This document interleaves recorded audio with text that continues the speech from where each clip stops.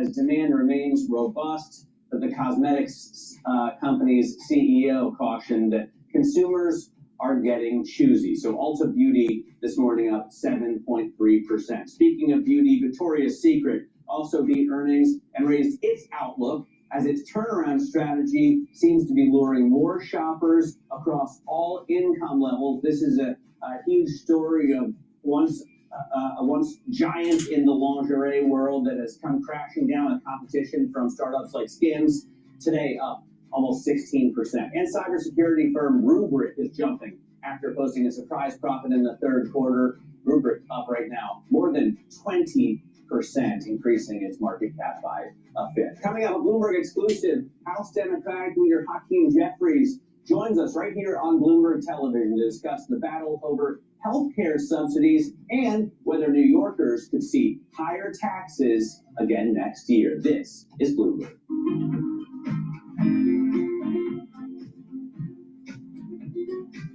This is one of my favorite little games.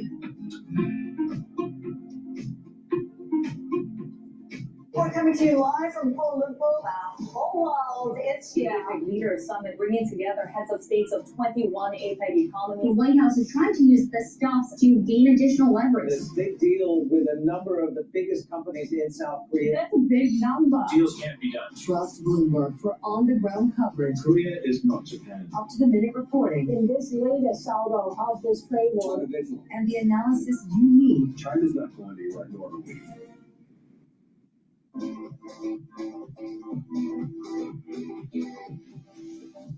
Have you ever thought about, or would you make a movie for a streaming service? Would you make a Netflix movie? That's a great question. I'm waiting for one where I ask and you go, that was a shit. Yeah. I mean, you're good at your job, bro. Like, it's actually the first time anybody's ever asked me that. I'm not here to say what I would and wouldn't do in the future.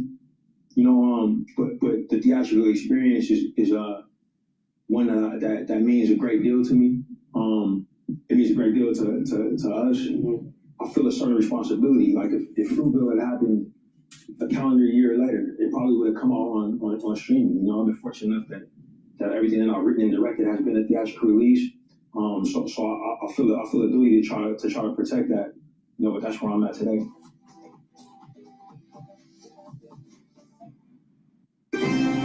bringing you up to them in the news whenever and wherever it happens. I'm Sheriani in Seoul, and this is Bloomberg. Why do the biggest names in business choose Bloomberg Television? That's a great question. It's a very good question. Good question. Great question. I so appreciate that question. You certainly ask interesting questions. Bloomberg Television. Top experts, great questions.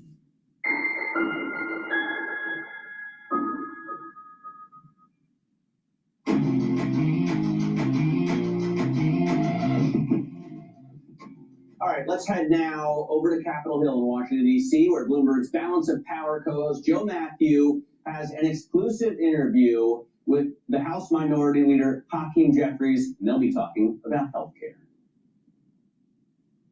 Indeed, thanks for joining us live from Capitol Hill on Bloomberg TV and radio. I'm Joe Matthew with an exclusive conversation with the Democratic leader in the House of Representatives, Hakeem Jeffries of New York. Leader Jeffries, thanks for being back with us on Bloomberg. It's good to see you. Morning, Joe. Good to see you. Pretty important ruling in the Supreme Court when it comes to redistricting in the state of Texas that I'd like to start with here. It's open season, apparently, on redistricting. Does that mean every Democratic-led state in the country needs to redraw their maps? Well, first of all, it's unfortunate that the Supreme Court has rubber stamped a racially gerrymandered extreme map that Donald Trump ordered Texas Republicans to engineer as part of his effort to try to rig the midterm elections in 2026. But notwithstanding this adverse ruling, we're going to continue to move forward and ensure that there is a fair map across the country, California voters enacted Prop 50, and as a result, we'll have a fair map in California with some additional opportunities to be competitive. And I expect that you'll see other states across the country continue to respond. Will yours be one of them? Are you on the phone with Governor Hochul today saying it's time to redraw the New York map? Well, the New York map has some particularities relative to the Constitution that won't necessarily allow it to be revisited in this particular cycle. But some voters have filed a lawsuit in New York, and we're monitoring that litigation closely to see what the outcome may be. Okay. There's a question about whether you really need it. Leader Jeffries, after this. Hello, my name is DrPaulCottrell. Thank you for joining. We are live streaming on Rumble, on YouTube today, and on my website, the-studio-reykjavik.com. Please help support the work that I do by making sure you subscribe to all the channels. I have channels on YouTube, Brighteon, Bitchute, and Rumble. You can follow me on X, GETTR, Substack, Patreon. Please help support the work that I do. All these videos that I publish are for free. I don't put stuff behind a paywall, but the individuals that are paid members to Substack, Patreon, Buy Me a Coffee, and donating on my website through Stripe, PayPal, or Buy Me a Coffee help support the work that I do.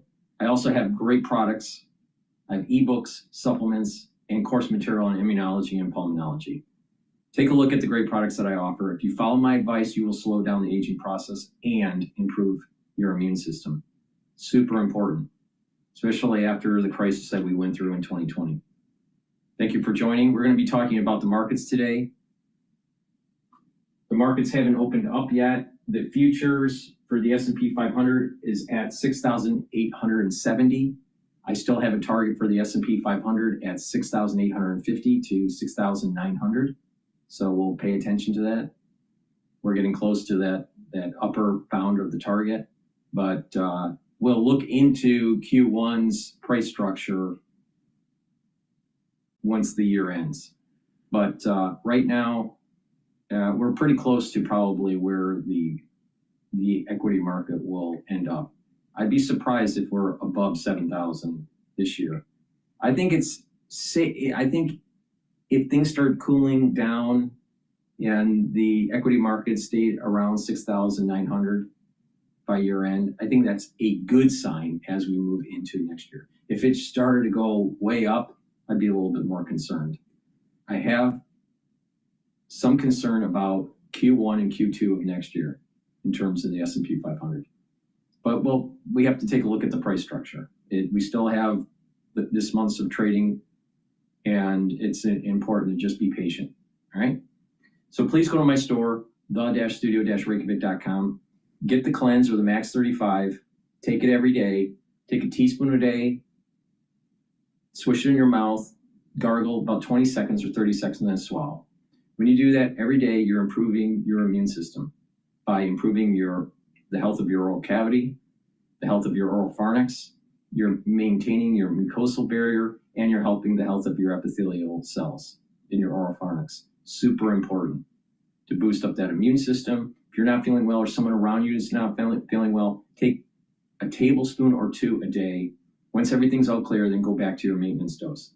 I've been taking Cleanse or Max 35 or Max 14 for over 5 years as a protocol for my anti-aging. So if you want to boost up your immune system, take the Max 35 or the Cleanse. I have them in stock. Also, we're in the holiday season. Go to my store and get some gifts for people. And as you move towards the end of the year and you want to start getting healthy as a New Year's resolution, it's a great way to start on the path of improving your health. Because when you improve your health, you'll actually have a better life. Please go to my store and get the structural nano silver soaps. They're very high quality. You can get it in peppermint or in lavender, charcoal tea tree, and lemongrass. Very high quality structural nano silver soaps. Get a few bars for your household. Very high quality, helps the health of your skin. And you're also helping to support the channel. All right, with that, make sure you use discount 5 so you save some money. It's all caps, discount 5. If you spend $100 or more, you get a free gift until supplies last. All right, with that, let's start taking a look at what's going on in the market. Now, I want to start playing some stuff about the DC pipe bomber. So let's take a look at some of those videos. My energy bill dropped from $150 to $50 by doing this. My friends laughed at me when I spent $49 on a power saver device that could cut my... The idea of diligence and good old-fashioned police work that you can, with a fresh pair of eyes, just start going through the case from day one and looking at things and saying, oh, wait a second, was this investigated? Well, let's look into this. There was some idea in the early going that the cell phone data that had been collected from those areas at those times had somehow been corrupted. Then apparently it wasn't corrupted. So maybe it's cell phone data that they got a hit from. You know, how many cell phones were operating in that area at that time, and can you trace that back? Maybe it was these so-called sneakers, these Nike Air Max Speed Turfs. I think they were a limited edition run from Nike. Maybe you figure out how many people in the greater Washington, D.C. area purchased those shoes, and then you start to narrow it down. I mean, it could be so many different things. But, you know, we don't want to listen to me say this because I've never investigated one crime ever in my life, but I know somebody who has. FBI investigator Bill Daley, along with Paul Morrow. And Bill, why don't we start with you? Because this would seem to be the epitome of fine police work, is that you don't have anything new. You just go back and you look what, for all intents and purposes, was literally a cold case, and you develop new leads, new ideas from it. You're exactly right, John, and good to be with you again. And I would probably say it's a great day to show that the tenacity of the men and women of the FBI has paid off. And certainly, I think it's more so under the leadership and the kind of renewal of the FBI under Director Cottrell and Deputy Director Bongino. They were trying to reinstill kind of the confidence in the American people in the FBI. And I think what they did is when they came in, there are a number of cases still open out there. This was one of those key cases they want to focus on. But your point, John, is that there's a number of data points which we wouldn't know until they start to review the evidence, which probably may not fully come out until we have trial, obviously because we don't want to taint any of the proceedings beforehand. But I'd probably tell you is that myself, having early in my career worked on several bombings, unfortunately they were ones that went off and had to pull together some of the information working in a special photographic unit. We were able to kind of pull out certain elements that you were able to trace back, whether it's wiring, whether it's explosive material and such. In this case, in addition to all the data you just mentioned about sneakers and about perhaps, you know, video surveillance, maybe traffic cams or whatever, they also did have the actual live devices. So looking at those, they may not have been able to use DNA. Who knows if they have something to compare to, much like fingerprints. You need to have a known to compare to before you can find something. But it may have been a combination of several things, both tracking down where that material was purchased, how it was purchased, and who's moving in and out of that arena where that event took, where these bombs were placed at the time. So it goes to show you is that even a cold case can be revived. And Paul, you joined us before the news conference. What was your takeaway from what you heard? So they did allude a number of times to a tip, but it doesn't sound like a new tip. So what I'm getting after hearing that, and again, I'm just trying to read the tea leaves here, but it sounds like they may have had an old tip that had either been washed out or they hadn't quite gotten to, and they took the fresh look. Somebody said, well, what about this guy? We never really went all the way down the rabbit hole on this guy, and they started doing it, and they started putting together some of those data points. One thing I would also add is if they had any DNA, and you often get even infinitesimal DNA these days, it doesn't have to be a direct hit, just like Bill said, even if somebody is not in the database, because of the familial DNA capacity that's developed. You can go to a second cousin twice removed if they're in the database, and then you have to chase that down, start washing out all the relatives that don't fit. AI now can do that very quickly, and the Bureau was very ahead on this kind of stuff, this technical stuff they do very well. And so when you got to go through 3 million lines of data, that's going to be phone stuff and probably some cyber stuff. You got to synchronize all this stuff. They have the capacity to do it. But undeniably, they took a fresh look at this thing, and assuming we get to a conviction, and there's a long way to go, but this is a big win for them. They came at this thing with fresh eyes. They got it done. Congratulations are definitely in order. Intriguing that you mentioned AI there, because our good friend Steve Ducey just texted me and said, I wonder if AI had an application in this. And Bill Daley, maybe you could answer that question. To Paul Morrow's point, to Steve Ducey's query, would they have run that data through AI to look for either some sort of comparative similarity or anomaly? Yeah, and to Paul's point exactly is that AI. If you look at where we were 5 years ago when the incident took place in January of 2021, some of the tools that we use today weren't available. AI was really just kind of burgeoning, really wasn't kind of tuned enough to be able to use. It's still in development, but can be applied in many different ways. And you're talking about really thousands of hours of video to be able to scan. This is the beginnings of a uber control of society. Using AI, surveillance technology is part of what I've been talking about for the last 5 years about the BioPatriot Act. And an element of the BioPatriot Act is surveillance of the society. This leads into the social scoring. This leads to big brother and little sister. This leads to the government being able to shut you down with commerce if they don't like what you're saying or doing. This is dangerous. And it so happens that they're doing it at the end of the year. Well, wait a minute here. Is it that this is going to set in motion talk in 2026 for more surveillance technologies to be used by the surveillance state, FBI, CIA, NSA, even municipalities, local municipalities? And your tax-paying dollars are paying for this, for them to have more surveillance control over you. I think that's the problem.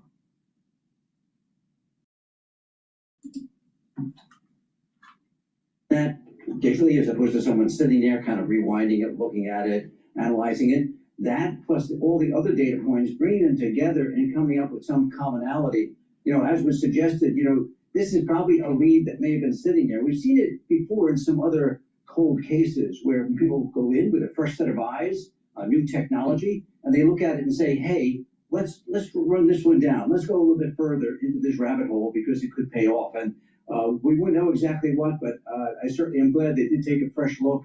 I think there are a few other cases the FBI is looking at that unfortunately have kind of sat on the shelf, and under the leadership of both the director, the deputy director, and certainly under the tutelage and the forethought of the president to kind of make America safe again, these cases will be looked at more closely. Okay, thanks to both of you for being here. Hey everyone, I'm Emily Campagno. Catch me and my co-hosts Harris Faulkner and Kaylee McEnany on Outnumbered every weekday at 12 p.m. Eastern, or set your DVR. Let's listen to live. We're going to listen to live now about this particular. Oh, you know what?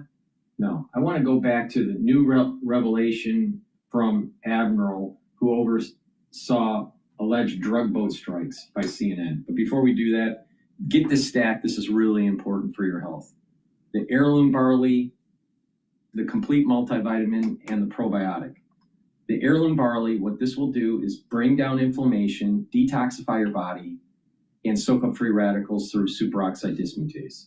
It's a month's supply. You mix it with soft foods, filtered water, a smoothie, or even just with milk. But take it every day. And when you do this on a regular basis, by bringing down inflammation and detoxifying your body, you're improving your immune system and your endocrine system. Also, you're helping with your cardiovascular system because when you bring down inflammation at the vascular level, you're reducing plaque formation. At the brain level, at the brain function level, bringing down inflammation and detoxifying your body regularly will improve your neural connections. So please take the heirloom barley. Now, a great stack with it is the complete multivitamin and the probiotic. All right? The complete multivitamin has the multivitamins that you need for proper enzymatic activity, so your cells perform properly. And when your cells perform properly, your tissues perform properly. This is easy to digest. Take it every day. And take it with the probiotic. This is a powder. I also have a VeggieCap version. By taking a good probiotic, you're improving your gut biome. You're allowing your nutrients to be absorbed properly. You're improving your metabolism. You're improving your skin health. And your gut also helps with brain function. By having a good gut biome, you will sleep better. You will be able to consolidate memory. You'll be detoxifying your central nervous system, when you sleep better, and you'll be well rested. So please go to my store and get the probiotics, either the veggie cap version or the powdered version. And like I said, get the probiotic, the multivitamin, and the heirloom barley. That's a great stack to get healthy. Please go to my store, use discount 5, you get a discount of $5, all caps, discount 5. And if you spend $100 or more, you get a free gift until supplies last.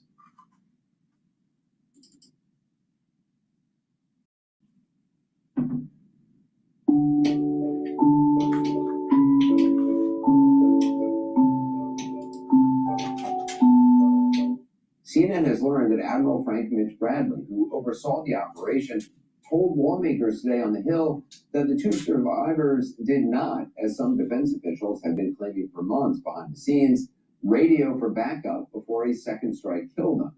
That's according to 2 sources with direct knowledge of today's closed-door briefing, during which a select group of senators and Congress members were shown classified video of the strikes. Democratic Congressman Jim Himes, who saw the footage, called it, quote, one of the most troubling things I've seen. A short time later, he elaborated on that with CNN Chief Captain.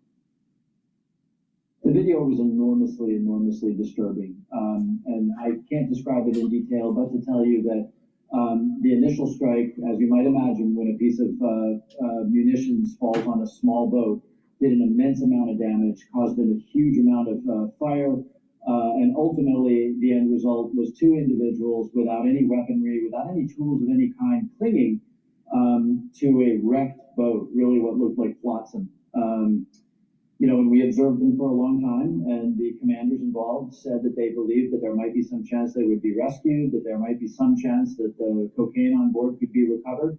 But these 2 individuals, to anyone looking at this thing, would say are most... If it could be rescued or recovered, all right, let's say that this shipment could be recovered.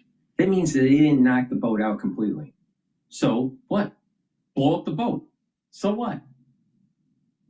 This guy is literally supporting this congressman is literally, where is he from? Well, it doesn't say he's a Democrat, but it doesn't say what state. But the thing is Jim Himes, Democrat, is supporting drug runners? Oh, orange man bad. There's nothing good that ever can come out of the Trump administration. That's what this guy's saying. What's wrong with destroying the drug runners? If they were clinging to their boat, they climb back in the boat, and they can recover the cargo, blow it up again. So what? I don't think anything was wrong with how Admiral Bradley conducted the operation. Now, I didn't see the video. No one has, other than him. But the thing is, well, in the committee and the ones that are in the Pentagon. But the thing is that I'm probably willing to bet that if you watch the video, if someone sees the video, and maybe it'll come out, most people would say, you know what? Killing them is the right thing. From slipping under the waves, the decision was taken to kill them, and that is in fact what happened. And that was pretty hard to watch, I must say. Well, not everyone who saw the video shared that view. Arkansas Republican Senator Tom Cotton, for one. The first strike, the second strike, and the third and the fourth strike on September 2nd were entirely lawful and needful, and they were exactly what we would expect our military commanders to do. I saw 2 survivors trying to flip a boat loaded with drugs down the United States, back over, so they could stay in the fight. I didn't see anything disturbing about it. What's disturbing to me is that millions of Americans have died from drugs being run to America by these cartels. Well, again, Admiral Bradley said that, at least when it came to radioing for help or backup, the survivors did not do that. And according to our sources, said they did not appear to have radio or other communications devices. Now, you'll remember defense officials have been quietly pushing back on criticism that this was a war crime by arguing in part that they were legitimate targets because they appeared to be radioing for help or backup. Now, today, Admiral Bradley said the 2 survivors were in no position to make a distress call. Now, if true, it marks yet another shift. So there was a lot of people making up stuff in the news. That's what this is saying. That's what Anderson Cooper, Mr. CIA, is saying. They made up stuff in the news to try to demonize Trump's administration and Pete Hegseth. A story that has changed considerably since it first broke in the Washington Post earlier this week. If there were a second strike that killed people in the first strike, were you number one, I don't know that happened. And Pete said he did not want them. He didn't even know what people were talking about. So we'll look into it. But no, I wouldn't have wanted that. Not the second strike. The first strike was very legal. It was fine. And if there were two people around, but Pete said that didn't happen. Does that make you I have great confidence. you think no second strike? I don't know. I'm going to find out about it. But Pete said he did not order the death of those two men. Quoting from the initial Washington Post story, quote, Defense Secretary Pete Hegseth gave a spoken directive, according to two people with direct knowledge of the operation. The order was to kill everybody, one of them said, which Secretary Hegseth denies, in which the president, as you heard there, said neither he nor Hegseth knew anything about. The next day, the story changed so much, with the White House, along with Secretary Hegseth, putting the focus squarely on Admiral Bradley. On September 2nd, Secretary Hegseth authorized Admiral Bradley to conduct these kinetic strikes. Admiral Bradley worked well within his authority and the law, directing the engagement to ensure the boat was destroyed and the threat to the United States of America was eliminated. To clarify, Admiral Bradley was the one who gave that order for a second. And he was well within his authority to do so. Now, that same admiral seemed... Oh, hey, Ryan Reynolds here from Mint Mobile. Growing up, all I wanted was a Teddy Ruxpin. But now, I'm older, I know the best gift is unlimited premium wireless for $15 a month. Hello, Ryan. Oh, Teddy. That's a Teddy. Now, that same admiral seems to have given lawmakers and now us another window into what actually happened.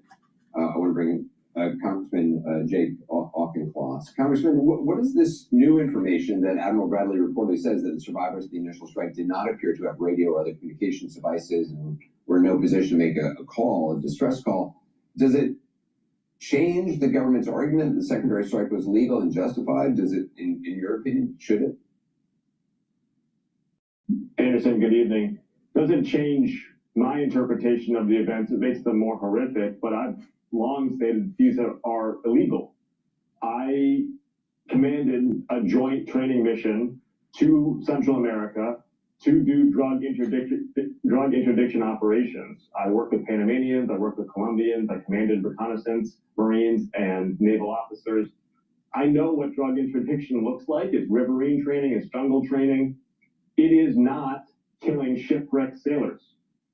This is not an operation that falls under the law of armed conflict. This is an operation that falls under law enforcement maneuvers, and neither the first nor the second strike, in my interpretation, are legal, and they are not going to keep Americans safe from drug inflow.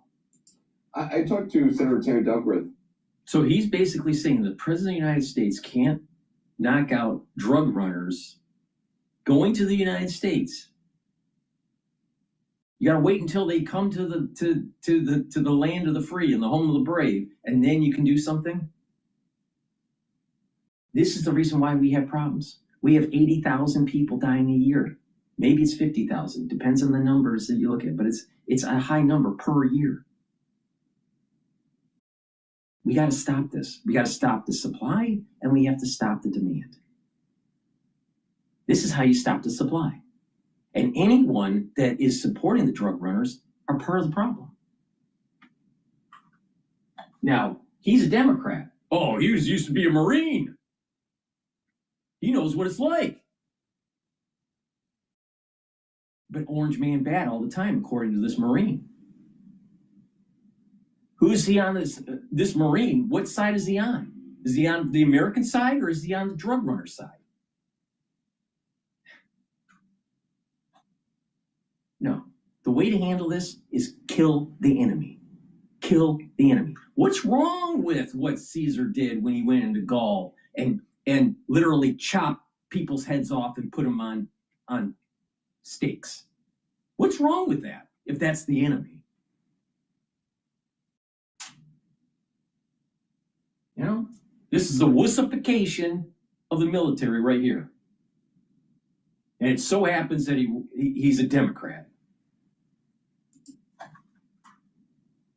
A short time ago, one of the things she was saying is that, look, this is not, in her opinion, this is not about necessarily these two men and narco traffickers, but what if in the future, if the U.S. is doing this, an American pilot is shot down? It's amazing. It's amazing. It's amazing. CNN, which is nothing but a state-run media network, Anderson Cooper, who's got some morality issues with his sexuality, and then you got a Marine here that's for the drug runners and not for the American citizens. And oh, by the way, the CIA uses drug running for their black ops to finance their operations. So what's really going on here? And able to radio for help, would some force kill him and say, well, look, the U.S. is doing this, we can do this too? Would it change somehow the rules of war if this is not illegal? I certainly agree with the senator that the United States respecting international standards and humanity is critical, both for who we are as a country, but also for how we want our citizens to be treated. I would also agree with her that as horrific as these details about these two shipwrecked sailors are, is not actually the central point. The central point here in these operations in Central America is that this is blood for oil version 2.0. Just like 20 years ago in Iraq, when another Republican president got this country into military adventurism in pursuit of oil, Donald Trump is trying to get the United States involved in military operations in Venezuela because they have the world's largest... Wait a minute, Marine. Russia and China are trying to be in our hemisphere. We're going to have a war with China. I'm sure you know that, Marine. Don't you think that we should have a better foothold in South America? Don't you think that we should be able to control the minerals and the oil that will help us as a country?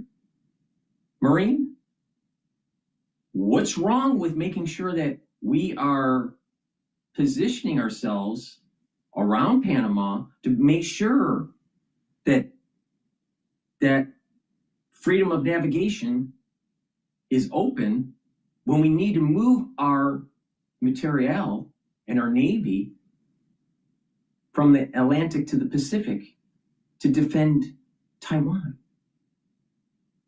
What is wrong with America being an empire? Oh, we got another woke Marine here. That's what's happening here. Or a person that you demonize. This is how politics works. You demonize your opponent, the other party. In this case, he's demonizing the Republican Party. So maybe he doesn't run for a Senate position so he can fleece America for 6 years instead of just 2, because he's a representative in Congress. Or maybe if he gets enough notoriety, he could run for president.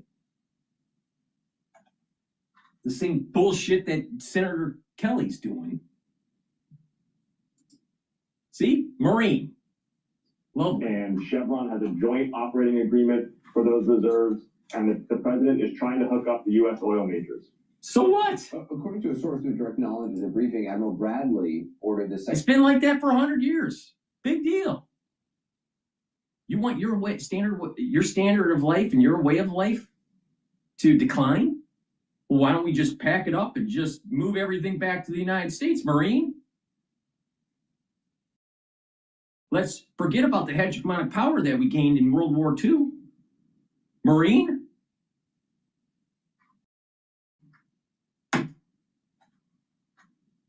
To destroy the remains of the vessel, killing the survivors on the grounds. It appeared that part of the vessel remained afloat because it still contained cocaine. Does that rationale make sense to you?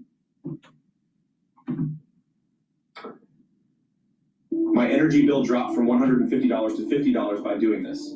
My friends laughed at me when I spent $49 on a power saver device that could cut my energy. are allowed to under the law of armed conflict, and again, the law of armed conflict does not apply here because this is not an armed conflict. And I know that because I'm a member of Congress and I never voted to go to war with Venezuela. And that's what would make LOAC apply here.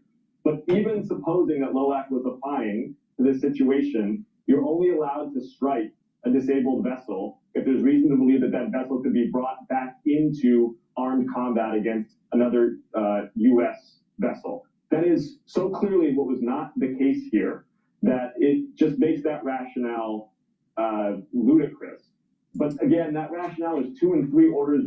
If the weapon of destruction is the drugs, and their target is the mainland of the United States of America,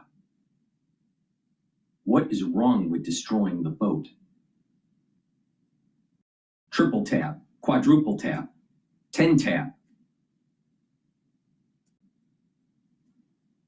No, what this is Orange Man bad and Democrats good, brought to you by a Democrat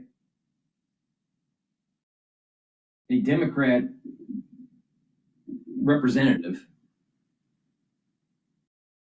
that forgot his loyalty to his country. What is this guy? He thinks that it's okay to have these drug runners to come in. That policy failed. Failed under Obama, failed under Biden, failed under Bush, and Clinton, and Bush, and Reagan, and blah, blah, blah, blah, blah, blah, blah. It's time to kill them. But Marine wants to, cause some sort of litigious issue. This guy's a dipshit.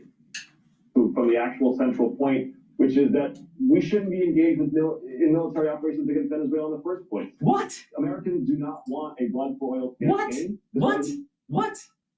See, this is the problem right there. They don't view this as an existential threat. Now, maybe Jarhead lost his marbles when he was in the Marine Corps. All you got to do is open up a book. Take a look at what did the Western powers do to weaken China? The Opium Wars. What's China doing to weaken the United States? They're doing the same damn thing. It's time to view this as a war. Jarhead.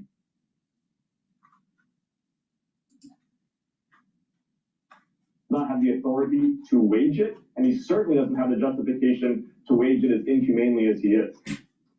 As we mentioned, President Trump just yesterday said he supports releasing the video of the second strike. Do you actually expect that to happen? Because obviously the administration has been very eager to share, some videos of other strikes. I don't know, but I will make this prediction, Anderson, which is that Secretary Hegseth is going to try to find a military officer to make the fall guy in this. He's going to try to lay the blame on a service member. He won't try to take the blame himself. It's interesting you said it because in one of his public statements early on about Admiral Bradley was, that everybody should know I have his back, I have the military's back, but it was Bradley who made the order, which is kind of, it's safe. Bradley had made the order, and not only that, he didn't do anything wrong. But we got Jarhead here that wants to support the drug runners. It's not that really he wants to support the drug runners. He just wants to be anti-Trump, anti-Hegseth, anti-military, because his party sucks.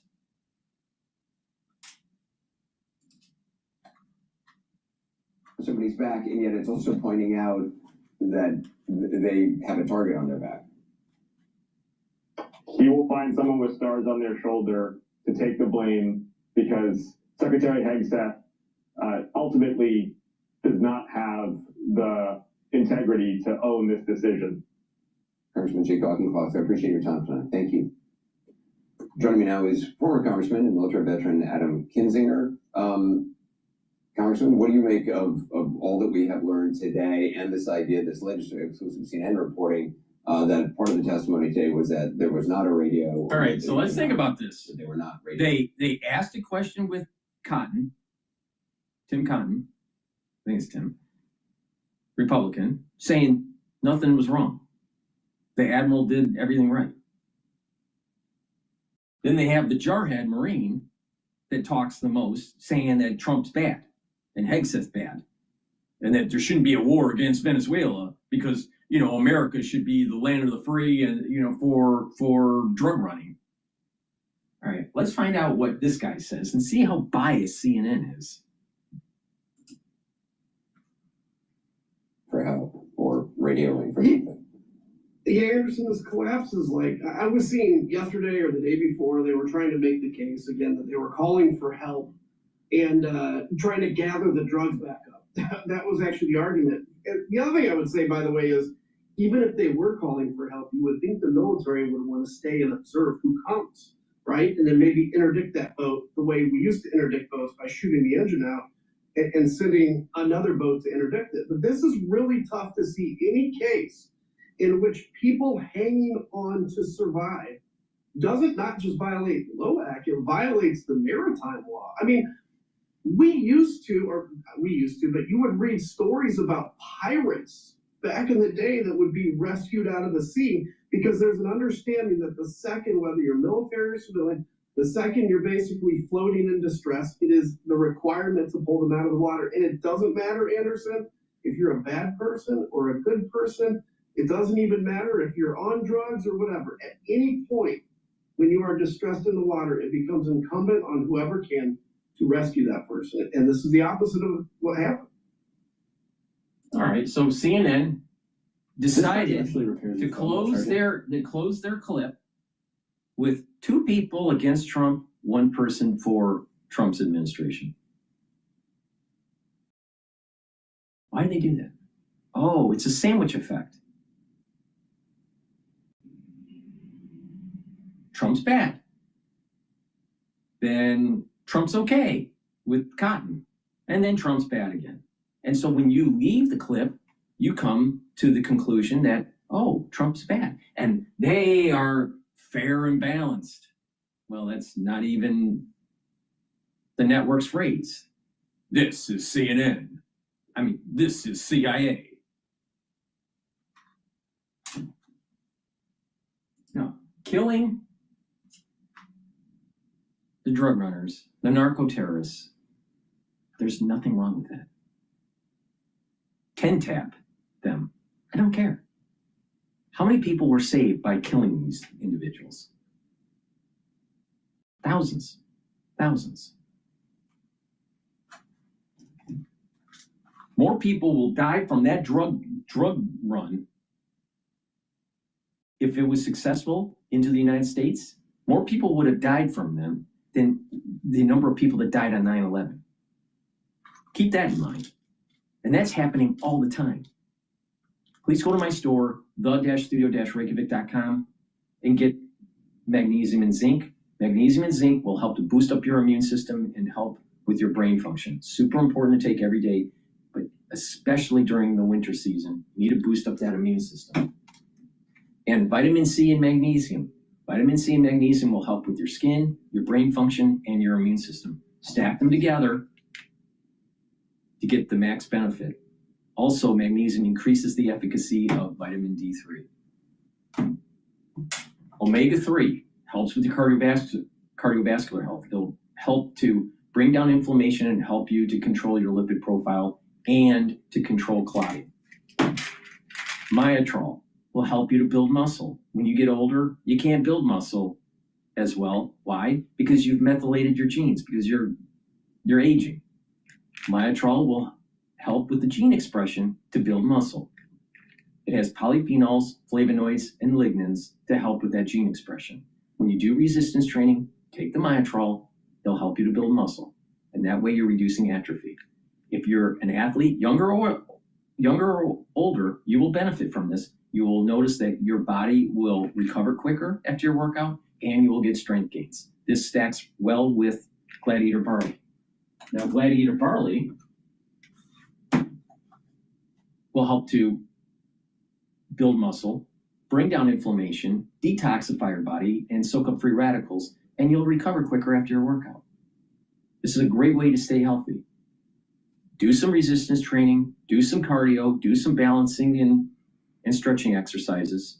Your ratio between cardio and resistance training should be about 65-35 split, 65 heavy on the resistance training, 35 on the cardio. Take the Gladiator barley every day. This is a month supply. Very powerful, and you get other benefits. You're detoxifying your body and bringing down inflammation. You're going to recover quicker. You're going to help with your immune system and your endocrine system, even your vascular system, because by bringing down inflammation and soaking up free radicals, you're reducing plaque formation. This is going to help with your brain. How? By bringing down inflammation at the neuron level, you're maintaining the myelin sheath of your neuron. So you're helping those neural connections. Very important to take the Gladiator barley. So a great stack: Gladiator barley, the Myotrol to help with the muscle building, the vitamin C, magnesium to help with your immune system, omega-3 helps with your cardiovascular system, and magnesium and zinc that helps with your immune system and brain function. Please go to my store, use discount 5, you get $5 off any order. If you spend $100 or more, you get a free gift until supplies last. All right, let's now take a look at this pipe bomb suspect that's in custody.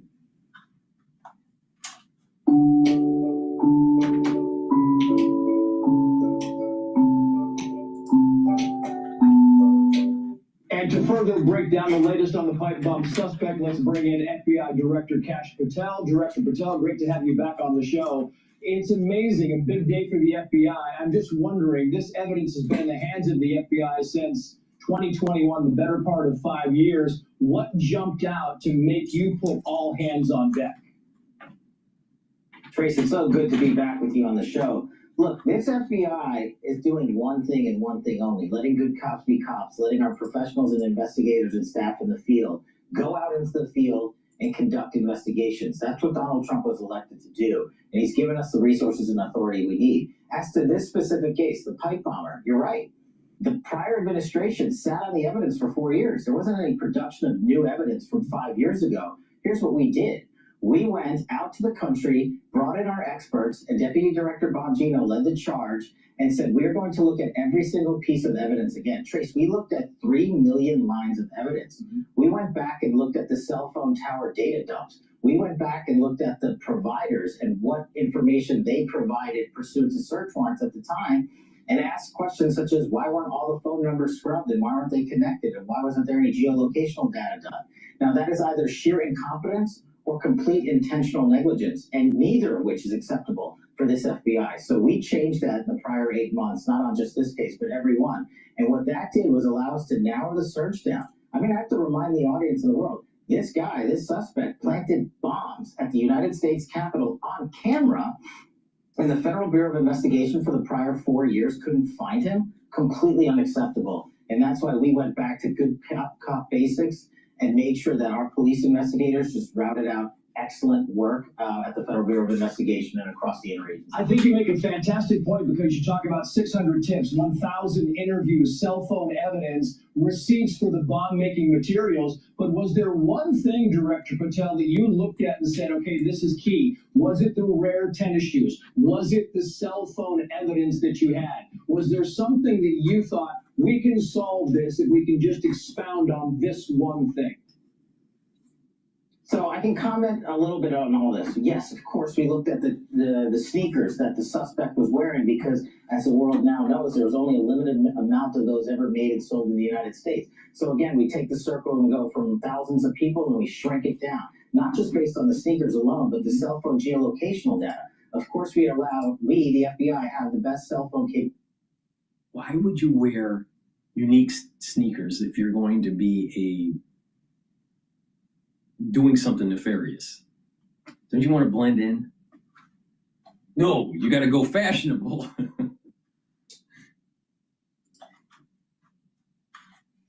Tracking systems, and we use that to say who was around the area that matches the description, the height, the weight, the size, and who was wearing this sort of sneakers. But on top of that, I can generally say that, you know, some of our biggest breakthroughs always come from cell phone analysis. But what you have to do, Trace, before you can run cell phone analysis is find the number of the individual you're looking for. And of course, this FBI was able to pull data out of the millions of lines of information in cell phone dumps to triangulate not just who it was and the location, but we were able to use our tools and build evidence that's usable in a court of law. That's the most important part about this. Accountability, we can arrest anyone we want, but we worked with our partners at the Department of Justice, the Attorney General, and the U.S. Attorney Janine Pirro to leverage countless subpoenas and legal processes before we ever decided to hit the house like we did this morning and to hit the suspect's place of business. You've been the FBI director for maybe 9-10 months now. It's interesting to me, did you have trouble? Were there struggles with some of the FBI agents who may have been loyal to Christopher Wray? What we have found here is that any leadership that weaponized the Federal Bureau of Investigation in the prior administration or before that, we removed.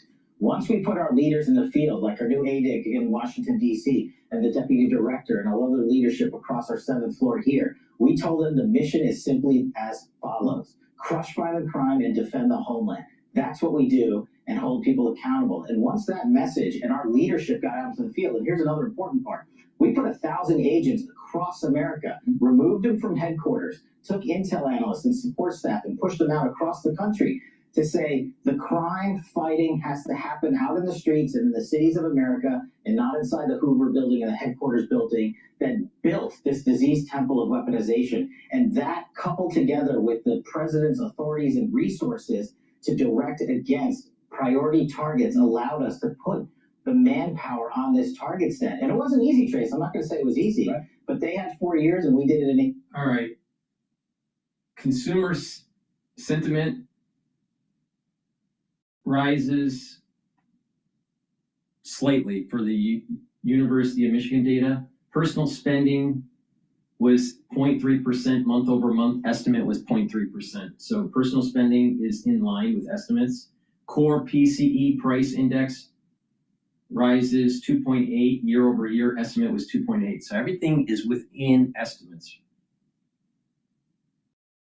So that's good for stocks, because if you've controlled the PCE, then the Federal Reserve most likely, with the declining jobs, most likely will lower rates in February. So we should see equities go up today. Now, right now, the S&P 500 is trading at 6,887. We may get to 6,900 today, based on the data that just came out by University of Michigan. Real personal spending unchanged month over month for September. Estimate was 0.1. Core PCE prices, ex housing, rises 0.2 month over month. All right, let's continue with Cash Patel. I'm curious because the suspect, Brian Cole Jr., 30 years old, lives with his mom in Northern Virginia. Very little information about this suspect. He's got a very small social media footprint. What do you make of this? Do you have more information that we will learn about him in the coming days and weeks, Cash? Trace, you're going to learn a lot more about him coming up in the next 24 hours, because what's going to happen is he's going to make his first court appearance. He's going to have to be arraigned, and he's going to have to be subjected to the formal charging process. And once that happens, we'll be able to speak more clearly to the public about what we found. But what I'll remind the audience is this suspect was just 25 years old at the time of the alleged pipe bomb incident, not an old person at all, not someone with extensive history necessarily in the criminal justice system. But I think what we'll find in the coming days, maybe even just by tomorrow, is the amount of resources that you have to put into this. Generally speaking, and not stylizing the evidence in this case, you got to go out and buy pipes. You got to go out and buy end caps. You got to go out and buy sulfur. You got to go out and buy wires. Then you got to figure out how to put that all together successfully. And remember, thankfully, these devices didn't go off, but they could have gone off. They were ready to go off. And so that was a disaster that was averted, thankfully, saving the lives of, hundreds of people around the United States Capitol. And so that's what we were able to hone in on as investigators and FBI agents in the field, let out on that and said, let's go figure out who's buying this stuff and how they're using it and how they're learning how to do it. And I think you're going to get a lot more information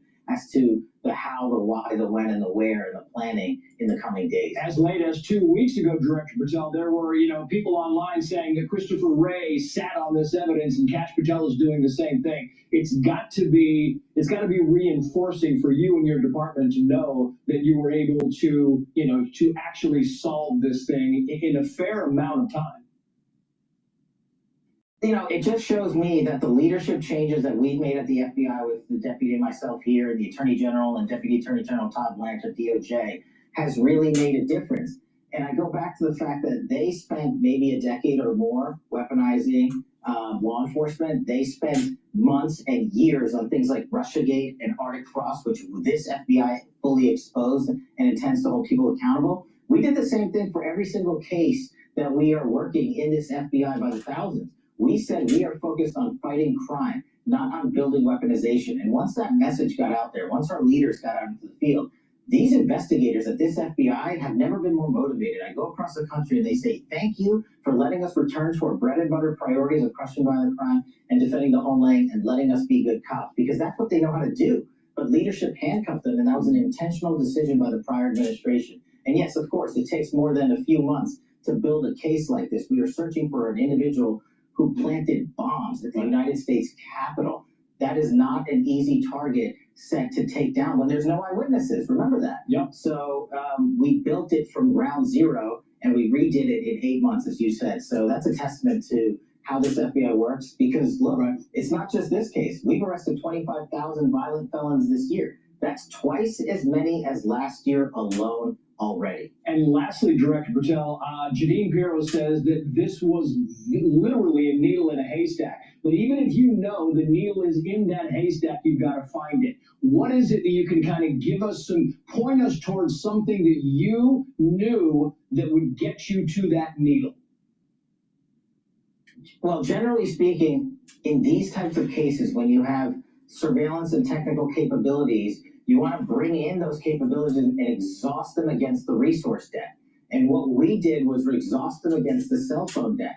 And even when we found that needle, which it was a needle, and we know the moment when we found it, what you have to do then is, even though you know that you have the individual you think is the suspect in this case, you have to execute search warrants. You have to go out to the telecom providers, the social media accounts, the internet providers. You have to go and surveil the individual and individuals around him and build a case that can withstand scrutiny in a court of law, because that's our bar.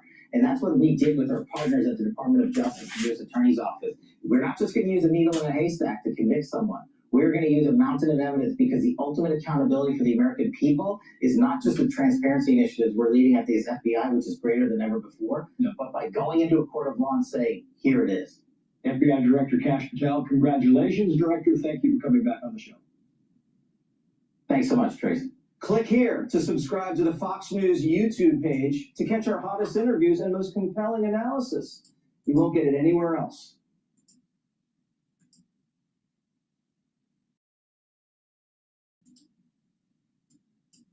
Discovery shares are whole.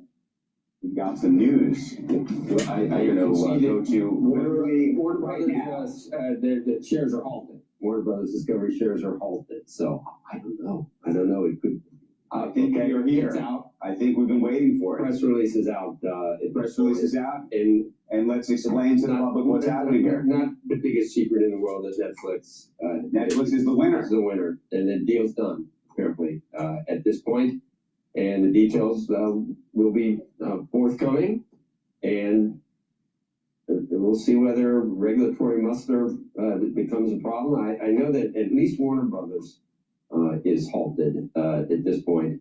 I figure Netflix probably is at this point. Or let's see, following, it will be after, obviously, the separation of some of the cable. Well, you have two deals going on here. So you have that would happen. Netflix is going to be buying this business. $27.75 a share. It says cash and stock for $27.75. And most importantly, on the regulatory side of this deal, if you're looking, the breakup fee is $5.8 billion. More than, so, you know, people have been discussing how regulators would think about this transaction. But equity value, 72 billion, and total enterprise value, $82.7 billion at this point. That's with the debt piece of it. That's with the debt. Right. It is one of the most storied, Warner Brothers, one of the most storied studios and entities in Hollywood, obviously. And it culminates, I guess, with Zaslav able to deliver, I guess you would say, to shareholders at this point of Warner Brothers, a heck of a lot better than $12 or $11 a share. Given where it had fallen to. Given where it had fallen The big question on the regulatory side is going to be, you know, the argument effectively here is, if you look at the Paramount transaction, that would have effectively taken out the studio, right? In this case, you're not taking out the studio. That's a big part of the argument. The other argument that Netflix is effectively going to have to make, and Time Warner is going to have to make, or I should say Warner Brothers is going to have to make effectively, is to argue that it's not just looking at the marketplace in the context of streaming itself, but to look at it in the context of time spent online, eyeballs and the like. You're going to have to effectively include YouTube viewing and Amazon Prime and so many others, so that you're not just looking at the paid streaming business. What you're looking at there? I'm looking at the cash component is $23.25, $4.50 in the shares of Netflix. That comes up to 27.75. There's collars on the shares. There's you know, this is going to be a complex. It's going to be a complex deal. And by the way, this is going to be a year in and the a half. regulatory mix for a long time. It could close in a year and a half. That's what I think they would hope that they would hope. Does Zaslav run Warner Brothers, the studio? I'm trying to look through this to find out. What I also don't know is, and look, this is where the next piece of this comes. Does Paramount try to go hostile? Is there some other element of this that could happen? I don't know. What do you think regulators do? You know, Jason Kilar, who runs, or ran, I should say, Hulu for a very long time, came out last night. I don't know if you saw the quote. He said, "If I was tasked with doing this, I cannot think of a more effective way to reduce competition in Hollywood than selling WBD to Netflix." So there's going to be a lot of consternation in Hollywood. By the way, there would have been consternation whether it was sold to Paramount or to Netflix, but clearly there's going to be lots of disagreement about, you know, who should be the owner effectively of this asset. But it does appear that Netflix is now going to be the owner, or at least going to attempt to be the owner, and that Warner Brothers Discovery's board has decided to take that bet and to take that bid. Hey guys, it's probably worth taking.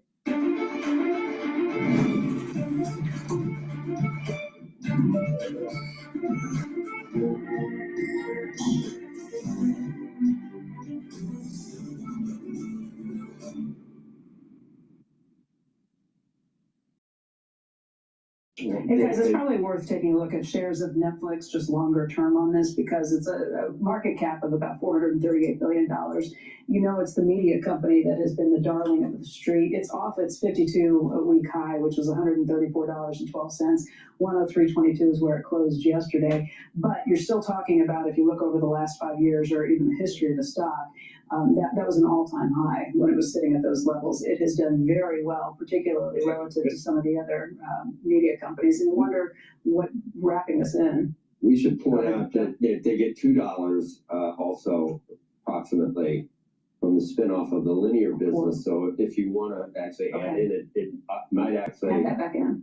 Come to $29 to $30 in terms of what. Yeah, no, and this is what, look, David had said, David Zaslav had said from the beginning, he wanted $30 a share.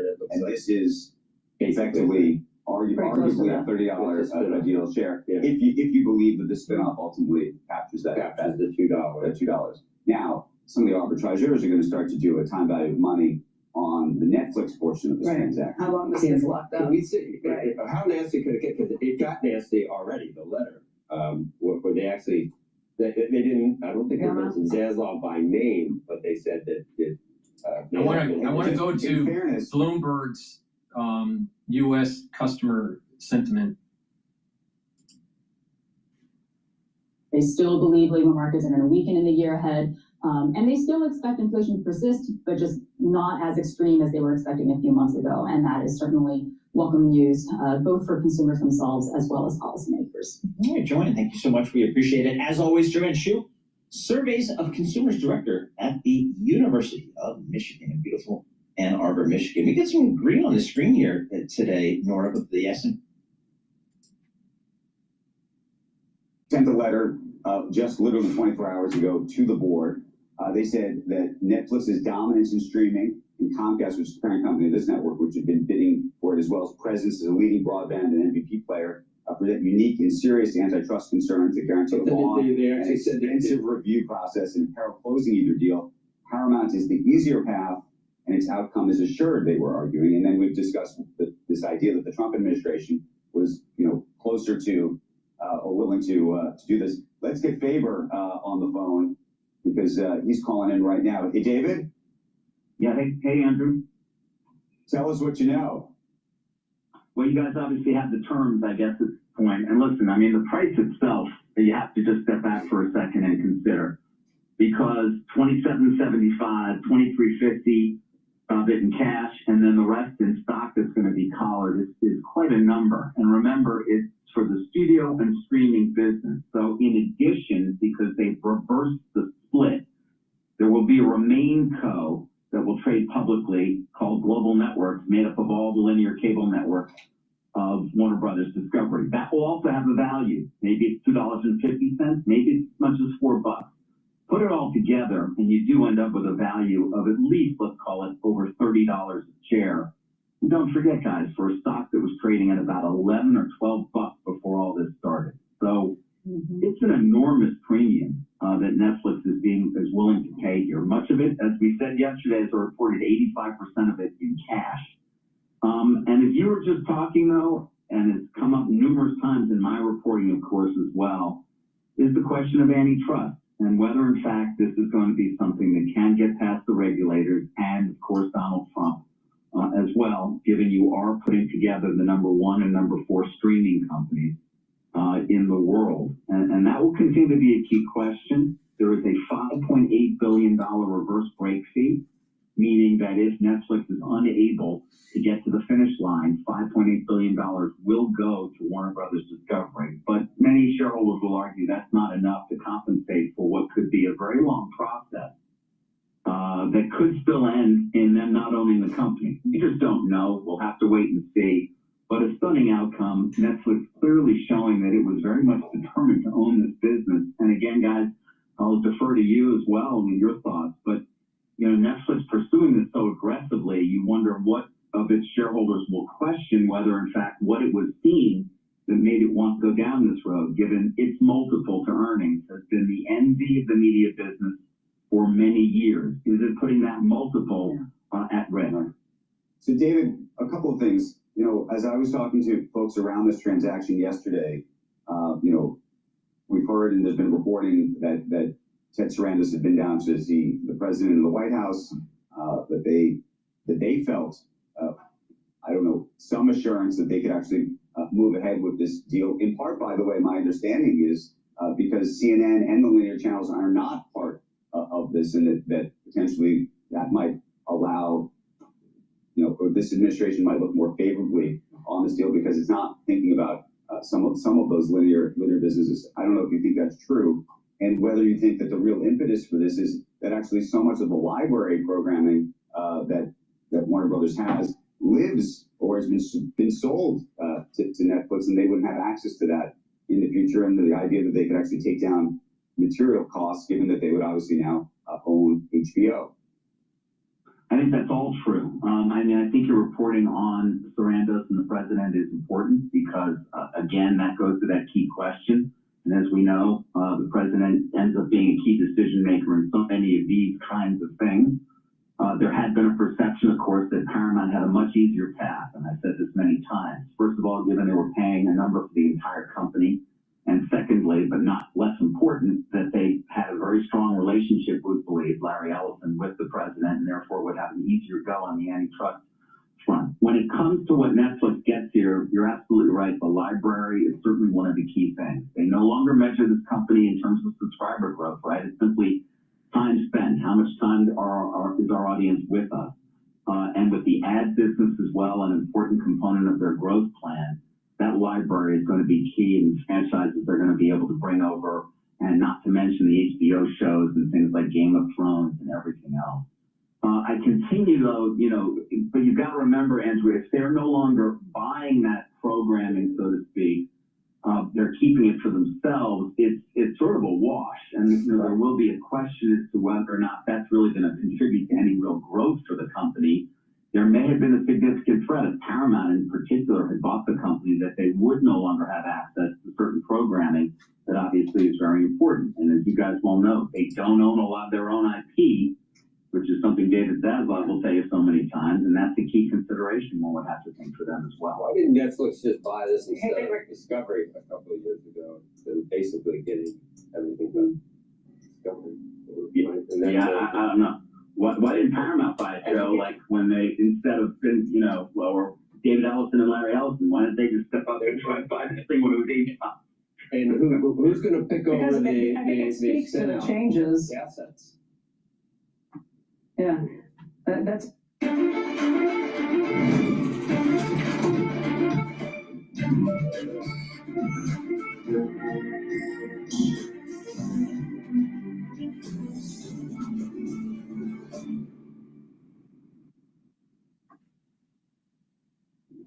Yeah, that's a good question. Look, one thing I think this does kind of speak to, though, is that constant fluctuation in what the market values. Do they value the enviable margins that David was pointing out that Netflix has before, or is it back to content is king, and there's only so many of these content places to go around? It's probably noteworthy that Paramount Skydance shares, at least until just a moment ago, were off by even more than Netflix. The idea that they might miss out on this asset, so they're down by 2 1/3%. That's not a concern about overpaying that's reflected there. That's a concern about there's only so many of these assets to go around, and you have to have that content, and you have to get bigger. So I think it's that constant battle that we've seen play out over the last several years in the market over what investors are going to value at any given point. Becky, as well, I mean, you're right. And I wonder whether this will usher another round of consolidation, because to your point, Paramount was looking at the possibility of $6 billion in synergies from putting these businesses together. Those are huge, obviously, cost synergies, and giving it the scale at its streaming company, Paramount Plus, to really compete globally. And so, you have to wonder, they've done better than many had anticipated, at least the last quarter, in terms of where they came in on EBITDA versus, of course, the promise that was far above that some time back. But that said, the opportunity here or the miss is a significant one for Paramount. They competed very aggressively here. As you know, they started all this off. They made 5 bids. Remember, 3, of course, before the auction began, and then 2 more. I think they were contemplating, I have to find out from reporting, going as high as the high 20s, maybe even to $30 a share. Much of it financed with Larry Ellison's fortune. And yet, the choice here, apparently from Warner Brothers, was to go with Netflix, despite, again, what we will come back to numerous times, being that risk in terms of what the regulatory front will look like for the company.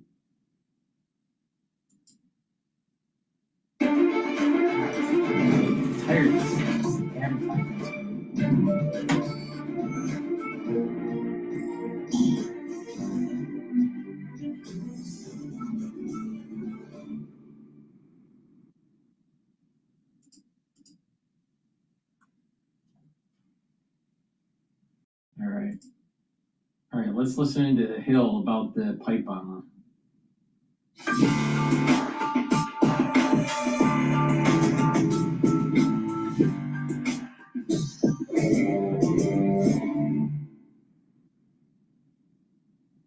Good morning and welcome to Rising. I'm Niall Stanage and we have a great show for you today. We have a slightly different show than normal because our friend Amber Duke, who's normally my co-host on a Friday, is ill. Nothing serious, she'll be back soon. But at the last moment, I'm glad to be joined by the Hill's Washington correspondent, DrPaulCottrell. Good to have you here. Great to be here in a new studio. Exactly. Thanks, you guys having me here. Exactly. It's all gone luxury in Rising these days. We've talked a lot on other shows, but so it'd be good to re-engage this conversation in a little bit longer form, and absolutely to be here. For sure. Looking forward to it. So, coming up on Rising, Navy Admiral Frank Bradley is contradicting the Washington Post reporting on the first alleged drug boat strikes in the Caribbean. He says that Secretary Pete Hegseth never gave a, quote, kill everybody order. Plus, actress Halle Berry had some harsh words for Governor Gavin Newsom, saying that he should not be our next president. And Britain's Prince Harry appeared on Stephen Colbert's show, where he took a surprising swipe at President Trump. But first, federal agents arrested a suspect Thursday in connection to the January the 6th pipe bomb case. The man taken into custody is 30-year-old Brian Cole from Virginia. He's accused of planting 2 pipe bombs outside the DNC and RNC headquarters on the eve of the Capitol riots. Here's FBI Director Kash Patel on the arrest. I'm proud to stand here before you and say, we solved it. He will have his day in court. The American public and the world will learn even more information through the legal process, as we have committed under this Attorney General. We are the most transparent law enforcement. Before we continue with the Hill, please go to my store, the-studio-reykjavik.com. Get the Good Night formulas. Will help you to get into 3 cycles to 5 cycles of REM sleep, allow you to detoxify your central nervous system, consolidate memory, and to be well rested. When you do that, you're slowing down the aging process of your brain. Resveratrol, I've been taking this for decades. It soaks up free radicals. It helps with the health of your mitochondria. Your energy levels will improve. This slows down the aging process. This gets rid of cells that are in senescence, and tissues that can regenerate will actually be younger. Now, resveratrol stacks well with C60, NAD+, ubiquinol, clarity factor. So please stack it with the ones that I just mentioned. Vitamin B complex helps with your energy levels, your cellular metabolism, and protects your neurons. Super important to take, especially if you're 40 years of age. You need to protect your neurons. And a great neurostack, clarity factor, gets rid of brain fog, allows you to concentrate on tasks. You take this regularly, every day, and over time, you're going to improve your neuroplasticity. You're going to be able to think faster and have better memory. Please take the clarity factor. This is a great neurostack. And vitamin D3. Everyone knows that you need to take more vitamin D3. And you need to take more vitamin D3, especially during the winter season. So please go to my store, get the vitamin D3. It helps with gene expression, because it's a gene expression cofactor. Vitamin D3 helps to absorb calcium. You do resistance training, it'll help to build denser bone. Vitamin D3 also helps your cardiovascular system. So please go to my store and get the vitamin D3. And vitamin D3 helps to get cells to go into apoptosis if they're infected. Super important for the winter season. And guess what? People are going to get sick in the winter. So please go to my store and get the vitamin D3. In U.S. history, but we are also going to make sure accountability is delivered to its fullest extent. And that happens in the courts of law with our U.S. attorneys and our prosecutors. And now here is more from... Hey, Ryan Reynolds here for Mint Mobile. One of the perks about having 4 kids that you know about is actually getting a direct line to the big man up north. And this year, he wants you to know the best gift that you can give someone is the gift of Mint Mobile's unlimited wireless for $15 a month. Now, you don't even need to wrap it. He said it. And now here is more from Attorney General Pam Bondi. Today's arrest happened because the Trump administration has made this case a priority. The total lack of movement on this case in our nation's capital undermined the public trust of our enforcement agencies. This cold case languished for 4 years until Director Patel and Deputy Director Bongino came to the FBI. Now, Cole was charged on counts of transporting an explosive device in interstate commerce, as well as attempted malicious destruction by means of explosive materials. Footage captured by security cameras shows the path of the suspected bomber on the night in question, but his identity was concealed by wearing a hoodie and a face mask, and law enforcement struggled for years to come up with any suspects. Investigators say they used Brian Cole's cell phone data to track his location when the bombs were placed and compared it with the security footage. They also say his credit card records, show him purchasing items consistent with the components used to manufacture the bombs. It's not clear yet if officials have determined the suspect's motive or if there was any connection between the bomb planting and the events at the Capitol the following day. The case has become a hotbed for conspiracy theories, with people suggesting the suspect didn't act alone, this is before this man was arrested, or that the FBI ignored evidence that would have led to an earlier arrest. Kentucky Congressman Thomas Massey joined in on the conversation, writing on X, 3 things I'll never believe about the January the 6th pipe bomb story. 1, the bomber was a lone wolf. 2, the FBI was this incompetent for 4 years on a case this consequential. 3, the perpetrators were pro-Trump. Meanwhile, Young Turks founder Yank Uygur says they've arrested the January the 6th pipe bomber. His name is Brian Cole, but we don't know his motive or politics yet. If he's on the left, Trump team will blame everyone on the left, will want to do crackdowns and will call for extreme punishment. If he's on the right, he might pardon. First of all, I always get that Young Turks guy's name wrong, so I apologize in advance. Is it Saint or Gang? Saint. Okay. Well, in any event, obviously a big story here. There were a lot of conspiracy theories around this for a long time. In the end, it seems to have been basically very good, if belated, police work, I think, going through all these records. It doesn't seem to have been a new tip of any description, just going through previous information about what the component parts were for those pipe bombs and who might have bought them, I think. Yeah, certainly. I mean, we don't know what we don't know, what was going on inside that investigation, but the fact that it took so long and then they kind of used regular police work to figure it out will, I think, just add fuel to the fire of conspiracy theories that burn. I mean, just a few weeks ago, I think it was The Blaze, which is kind of a right-wing publication, that was kind of pinning this on a Capitol police officer based on the way they walk and the suspect walk, which apparently now doesn't appear to be the case at all. No word yet on if there's going to be a retraction on that, because it's a pretty serious accusation that was leveled that turns out to look at least not to be true. But you have, like Congressman Massey there, kind of adding fuel to the fire still by saying that one of the things we don't know the motives of this person at all. He's saying he's already not going to believe that he is, a supporter of President Trump. We don't know that right now, so I don't know that he does either. Right, and I think one of the dangers with this case, or any case in such a politically polarized environment, is that people just attach theories that are purely, that they're pulling out of thin air, essentially, or pulling out of their own political beliefs, rather than based on the evidence. I think that The Blaze has finally retracted that story, which I think is important, because that was a very, to my mind, thinly based story based on so-called gait analysis, as you suggested, the suggestion that this person was walking in a way similar to the suspect.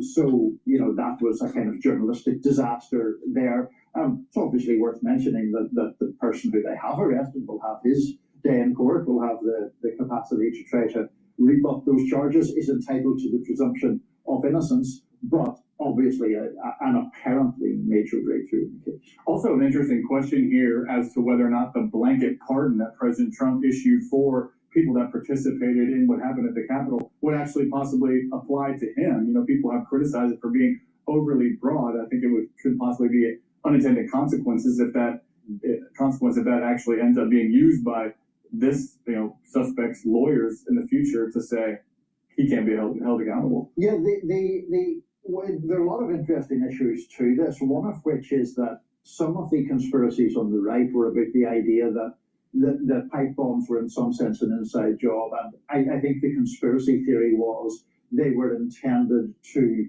draw Capitol Police and other attention away from the Capitol to, make it easier to breach or something. That, from what we're reading, doesn't seem to be the case at all. The only belief that I have seen ascribed to this guy who has been arrested was some reporting that he had expressed anarchist beliefs of some kind. That doesn't seem at all, what would be the word, consistent with the idea that it's some sort of inside job intended to do something with the Capitol rally. Yeah, I heard the word extremist, thrown around somewhere regarding to this person. We'll have to wait and see. I mean, I think there's a danger sometimes in trying to read too much into the beliefs of somebody who's acting in an extreme measure. I don't think they're often consistent. There's often mental illness. So I think we should all be careful. I know there's frequently this rush in the political sphere to assign blame. People want to hope it's not their side and want it to be the other side. And then as soon as it is, they use that as a cudgel to beat down the other side politically. So I think, there should probably be some resistance to that. But just the fact that it took this long and then ended up being regular old police work, listen to some of what the law enforcement officials in the Trump administration said. There was a lot of kind of chest beating over their ability to do this investigation and the lack thereof of the Biden administration. But would be interesting to see what comes out of this the case, and when you start to see discovery and stuff like that, how they actually track this down, because it's quite frankly some interesting police work that went into it. Apparently, it was kind of a re-examination of pre-existing. I mean, that just leads to all kind of questions, because it's such a high-profile case. To think that they would just kind of open it up and, oh, hey, what about that again? Maybe run that down. So yeah, I mean, I don't know. 5 years, a long time as well. Yeah. Up next, Navy Admiral Frank Bradley denies. And don't you all right, that's the whole pipe bombing case, but I'm pivoting to something that is about the Venezuela drug running, boat blowing up incident. Isn't it very surprising that you have senators and representatives going after Pete Hegseth and demonizing the Trump administration and demonizing the military operations that are going on with Venezuela in the context of Trump telling Israel to be peaceful and to de-escalate? I wouldn't be surprised that the Israeli lobbying group is helping to demonize Pete Hegseth. Please go to my store, the-studio-reykjavik.com. Get the digestive enzyme complex. This will help to digest your proteins, your carbohydrates, your lipids, reduce the stress in your pancreas, allows for proper absorption, less stress in your digestive system. This has bromelain in it, so it reduces clots because it's fibrinolytic, and it has the proteolytic enzymes to break up glycoproteins, which is super important because there's stuff floating around that you're going to be contracting, and you need to break those up.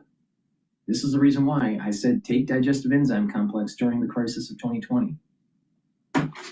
Something's going around, and you're going to need to be prepared.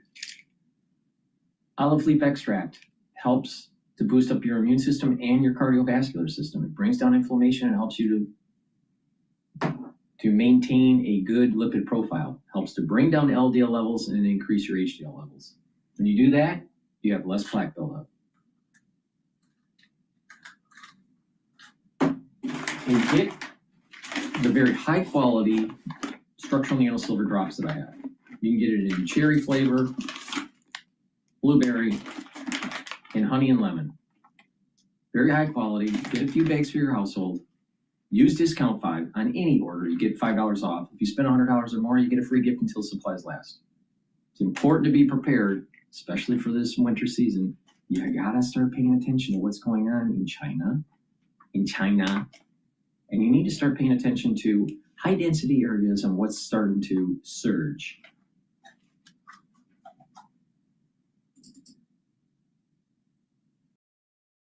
All right, we're gonna play Tom Cotton, not Tim Cotton, Tom Cotton. Come on. Food security is national security. Phosphate powers America's farmers, but global competitors like Russia and China.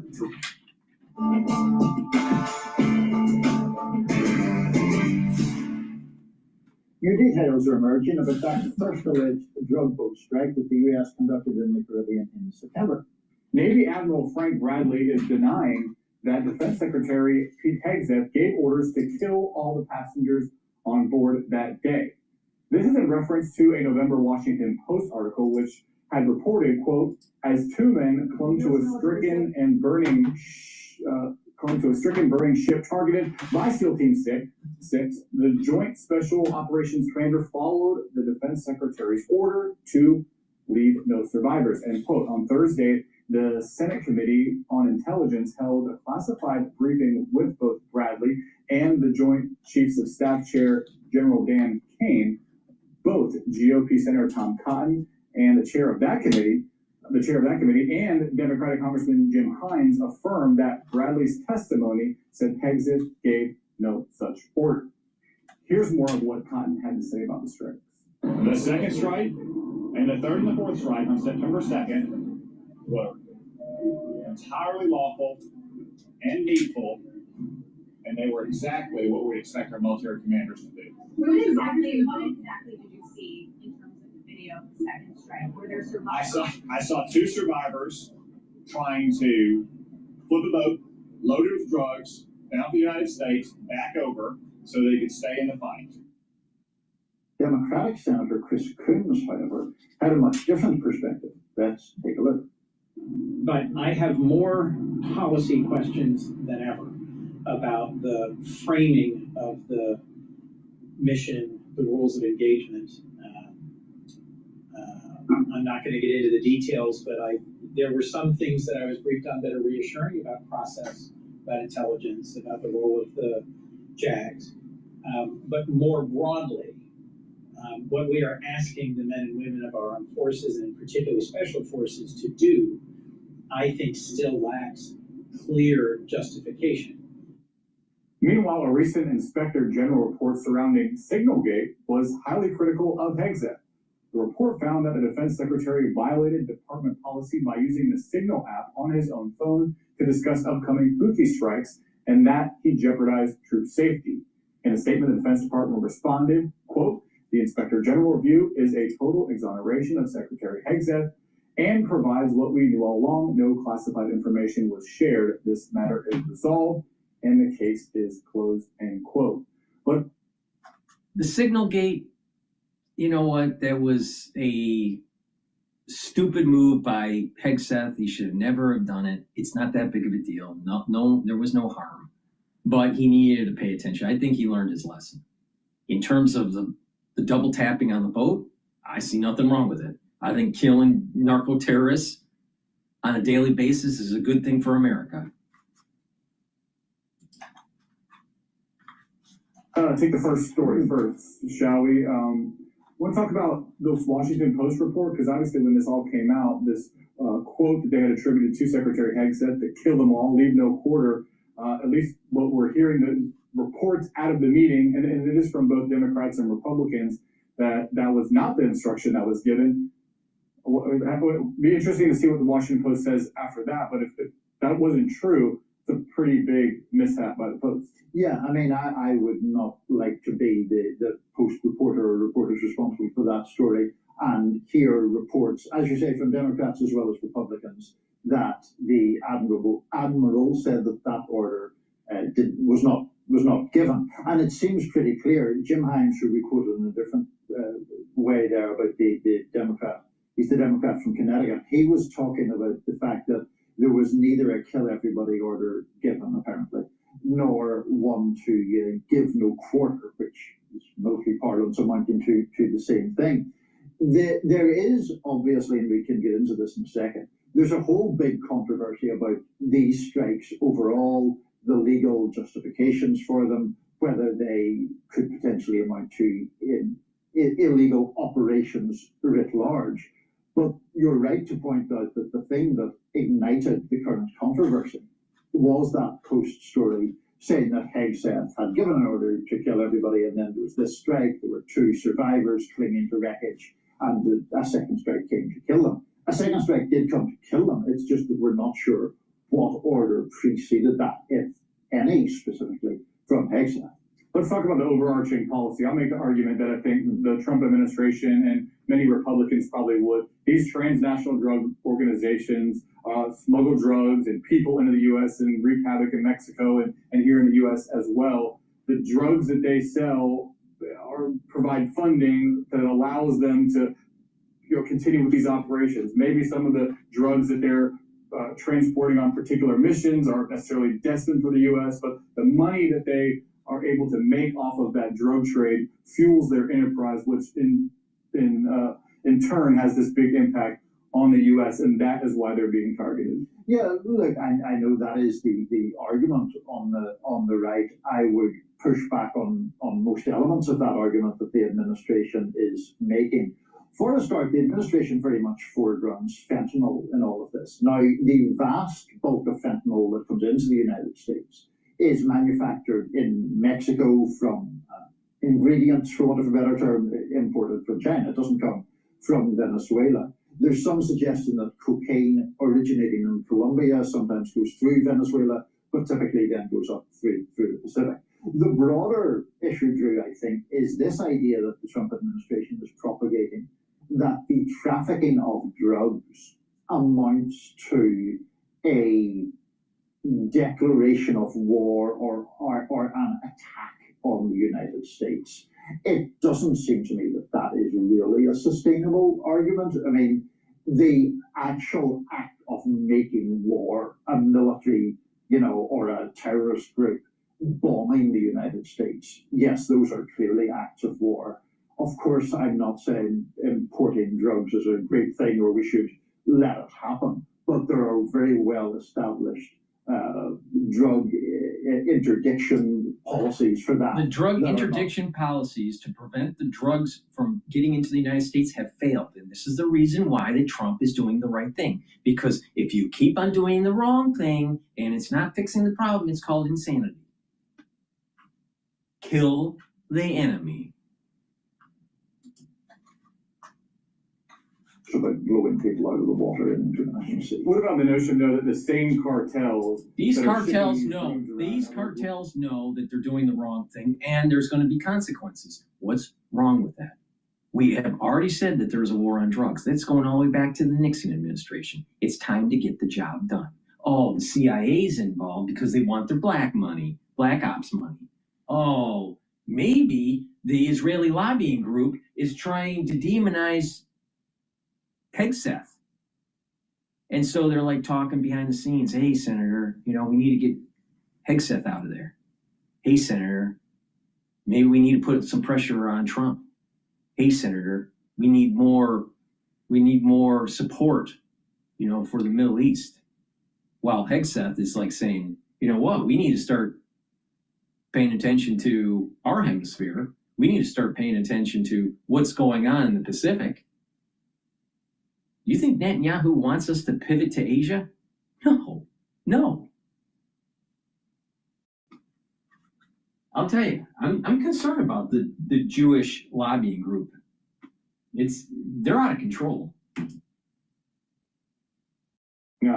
Are also involved in other nefarious activities that more directly impact the U.S. and that is the connection that's being made, even though, like what you said about fentanyl, which is the biggest problem, precursors from China, manufactured in Mexico. I'm not an expert in cartels, but I don't know if the same cartels that are doing that in Mexico are also involved in Venezuela and Colombia, cocaine and marijuana trade. But if there are connections there to be made, disrupting those networks could be a goal of American military. I think the disruption of those networks is perfectly valid, but the military strikes aren't the way to do that. How are you going to do that? They only understand force. Where you're just going to have a bunch of lawyers that just wait at the shore of Miami and just go, you know what, we're gonna stop you. We're going to prosecute you. We're going to just use law and order. These people don't understand law and order. The only thing that they understand is force. Kill them. Kill them. What's wrong with that? What's wrong with taking over a country that is harming you?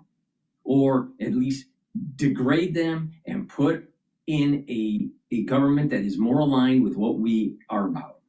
What's wrong with that? Oh, we're going to be going to war with China. Don't you think that we're going to need the precious metals, the rare earth material, and oil supplies to have a war with China? Oh, you can't do that. That's illegal. That's against, Westphalian international policy. So what? So what? It's about winning a war. See, this is a stupid liberal. Stupid liberals giving advice, and they don't solve the problem. If it was so easy, why didn't they solve this problem before? Because they were afraid to use force. Force is the only thing that's going to fix this. Mentioned about, Venezuela versus other cartels. There is, perhaps we don't have time to go fully into this, but there is a whole other element of this, which is the administration's at least openness to some even more direct form of military action in Venezuela. What's wrong with it? There's nothing wrong with it. The desire to depose Nicolas Maduro, all of that is so what? Many presidents have, especially in our hemisphere. But there's a bigger issue here. We got to make sure that the Chinese and the Russians are not in our hemisphere, period. Secondly, we need to make sure that we have all the advantage to destroy China. Wrapped up in this question of the drug strikes, because of course President Trump only just pardoned a former president of Honduras who had in fact been convicted of drug trafficking related offenses. So you put the pardon on one hand and the military strikes on the other, and it's hard, I think, to see that, to create a plausible case for the administration. I want to talk about Signalgate really quick. Senator Cotton made this point when he was talking yesterday. He said we're making a mountain out of a molehill, and that the idea that these communications could have gotten into the hands of somebody that could have acted on them and they could take action against military forces is far-fetched. We're making a big deal out of nothing. Yeah, I mean, that element of it, I'm not going to pretend to have some great expertise in. I do think the use of these chats and of course their initial exposure by Jeffrey Goldberg in the Atlantic was embarrassing. The granularity of it, I'm just not so expert. All right. Well, next on Rising, Trump has replaced the architect. Destroying Venezuela and the drug running, I think, is prudent and not excessive. Please go to my store, the-studio-reykjavik.com. Get the zeolite. Detoxify your body. It'll get rid of heavy metals, toxins, and chemicals. You take 3 small drops underneath your tongue, drink filtered water, do that daily. When you do that, you're going to improve your immune system and your endocrine system. Super important. Another great way to detoxify your body is get the deodorants that I have. These are for males and females. It's dual purpose. Use it as a daily deodorant, but it'll also help to detoxify your body. And again, when you detoxify your body, you're helping your immune system and your endocrine system. You can get it in citrus or in peppermint, lavender, and tea tree. It's very high quality, made from essential oils from the Himalayas. This is the best deodorant that you can buy. There's nothing better than this. So please go to my store, the-studio-reykjavik.com. And get the lignans. Lignans helps to bring down inflammation, helps your immune system and your endocrine system, and also soaks up free radicals. If you take this and you work out, you're actually going to recover quicker from your workout. Take this every day, and you're going to slow down the aging process and help your immune system. All right, let's go to CNN. Tom Cotton is talking. Has launched a new strike on an alleged drug boat, this time in the Pacific, killing 4 people. It comes as we're getting new details about the earlier controversial double drop strike in the Caribbean that some lawmakers have called a potential war crime. And our reporting contradicts the version of the story defense officials have been telling for months. CNN has learned that Admiral Frank Mitch Bradley, who oversaw that follow-up strike in September, told lawmakers during classified briefings yesterday that the survivors did not radio for backup, as some defense officials have maintained before they were killed in that second strike. Sources say Bradley and other military officials. So there was anonymous information coming out of the Pentagon telling news reporters to say certain things before they even have the evidence. And then the admiral says, That didn't happen.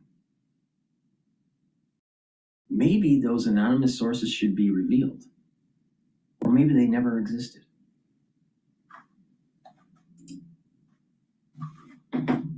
Debated what to do for 41 minutes. And in the end, we're told Bradley said he ordered the second strike because part of the boat was still afloat with cocaine and the survivors could have, in theory, made it to safety to continue their operation. Lawmakers who saw the unreleased video of that strike emerged from those briefings split along party lines.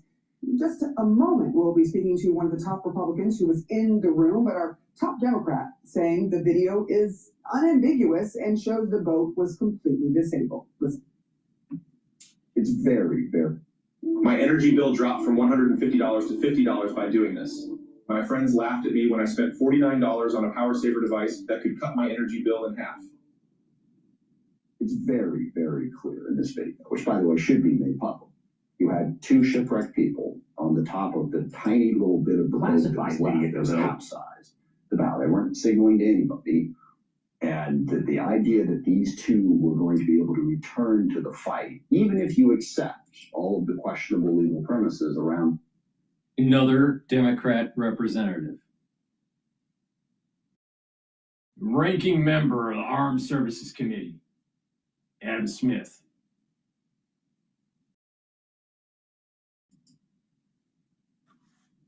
Mission around these strikes, it's still very hard to imagine how these two were returning to any sort of fight in that condition. The White House and Defense Secretary Pete Hegseth maintains the double tap strike was lawful and necessary. John?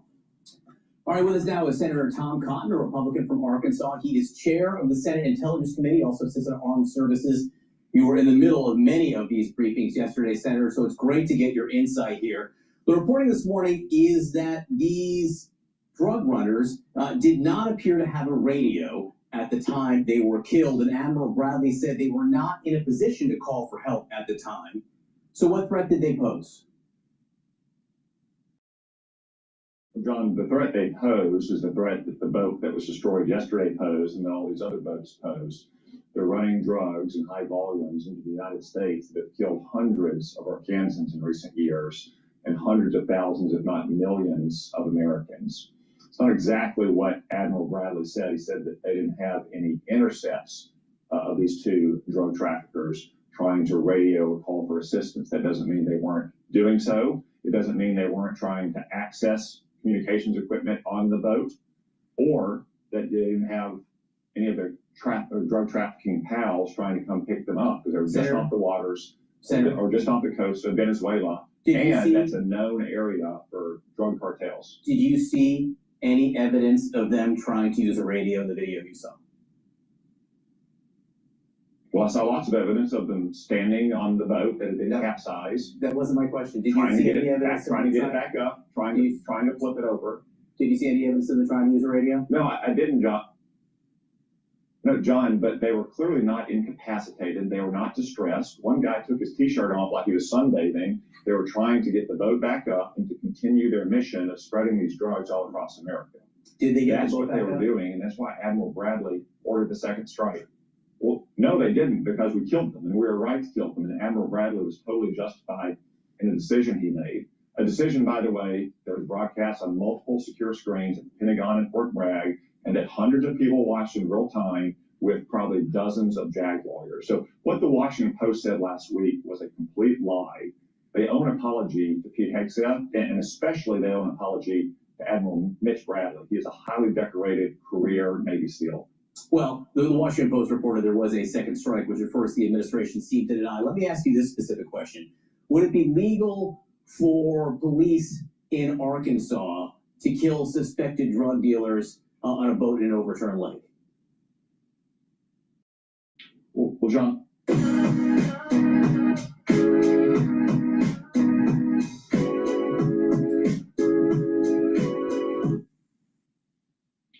Well, John, let me go back to the premise of your question. The Washington Post reported that Pete Hegseth had given an unlawful order of no quarter or no one left alive or kill them all.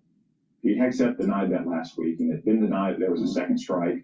Mitch Bradley and Dan Kane both flatly denied that yesterday as well, which some of the Democrats who watched that video and got those briefings confirmed. So that's what the Washington Post reported. That is a total and complete lie. I just respectfully disagree with my Democratic friends here. I think the problem they have is not with the second strike, it's with the first strike and every other strike on these boats. They think the entire operation is not well-founded. I just disagree with them. I think with the analogy I would draw is not Arkansas police officers dealing with American citizens. If those boats were loaded with bombs or missiles headed for the United States, I don't think anyone would dispute that we have every right and indeed a duty to intercept them.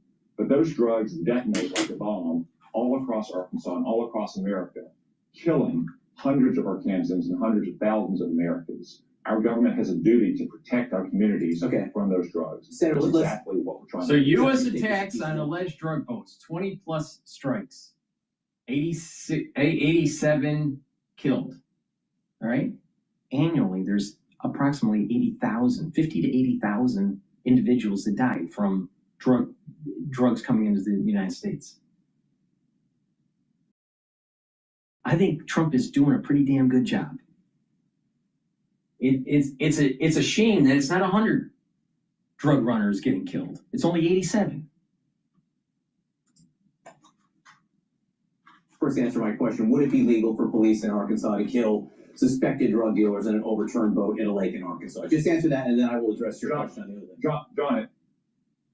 John, the premise of your question is not well-founded. Criminals in Arkansas are not foreign nationals who are affiliates of a foreign terrorist designated organization. The answer is no, it would not be legal. It's not saying like... Hang on, Senator. The answer is no, it would not be legal to kill them. Let me ask a follow-up question. If they are terrorists, when did Congress pass the authorized use of force to attack them?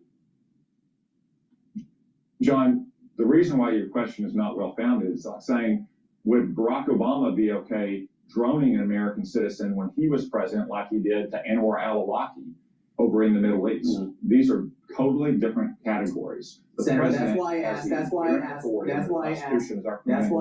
when Congress passed the authorized use of military force. There was an authorized use of military force against terrorists. I'm not saying what he was legal or not, but that's what they based it on. In this case, when was the authorized use of military force to attack suspected drug dealers off the coast of Venezuela? John, the president has inherent authority as the commander-in-chief under the Constitution to protect America using our armed forces against a foreign terrorist organization. Congress has passed laws that allows the president to designate foreign terrorist organizations. That's what he's done with these cartels in Venezuela, who are deeply intertwined with the illegitimate Maduro regime. The president is they call them non-state actors. I will say the latest explanation, excuse me, Senator, the latest explanation from the administration is they are non-state actors in this case. That is important for them to designate. They are non-state actors here. They are not, for purposes of attacking them off the coast of Venezuela, connected to the Maduro regime. They're non-state actors. There, and Andrew McCarthy and other conservative writers will say that they don't qualify by the statutory definition of what a terrorist is in U.S. code. Well, John, I disagree that all of these cartels in Latin America do qualify as foreign terrorists. And frankly, their activities have killed many more Americans than Al-Qaeda or ISIS has killed. And it's a threat that we should take seriously in our own backyard, just as seriously as we take the threat of Al-Qaeda and ISIS around the world. I think most Americans, especially those Arkansans who have lost loved ones to drugs, would agree that we need to take this threat seriously. Then when will you vote on an authorized use of military force if it's as big of a threat as foreign terrorists? John, I think the president has every legal authority he needs as the commander-in-chief. If my Democratic colleagues disagree, then they're perfectly entitled to offer an amendment when we start debating the defense spending bill to prohibit him from doing so. Congress has done that throughout our history. But until they get the votes for that, the president has the authority that he needs to protect our country from these drug traffickers.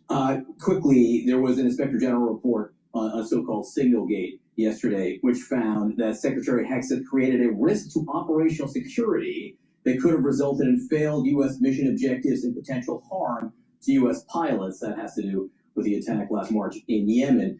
You are chair of the Senate Intelligence Committee. You are an incredibly careful and meticulous senator here. Do you send sensitive information over Signal? Well, John, I read the Signal report from the IG. I read the classified version as well. I think this is a mountain out of the molehill. By the time much of this conversation was happening on Signal with senior administration officials, they were already calling their foreign counterparts, foreign ministers, defense ministers, national security advisors around the world. They were doing that on unsecure lines.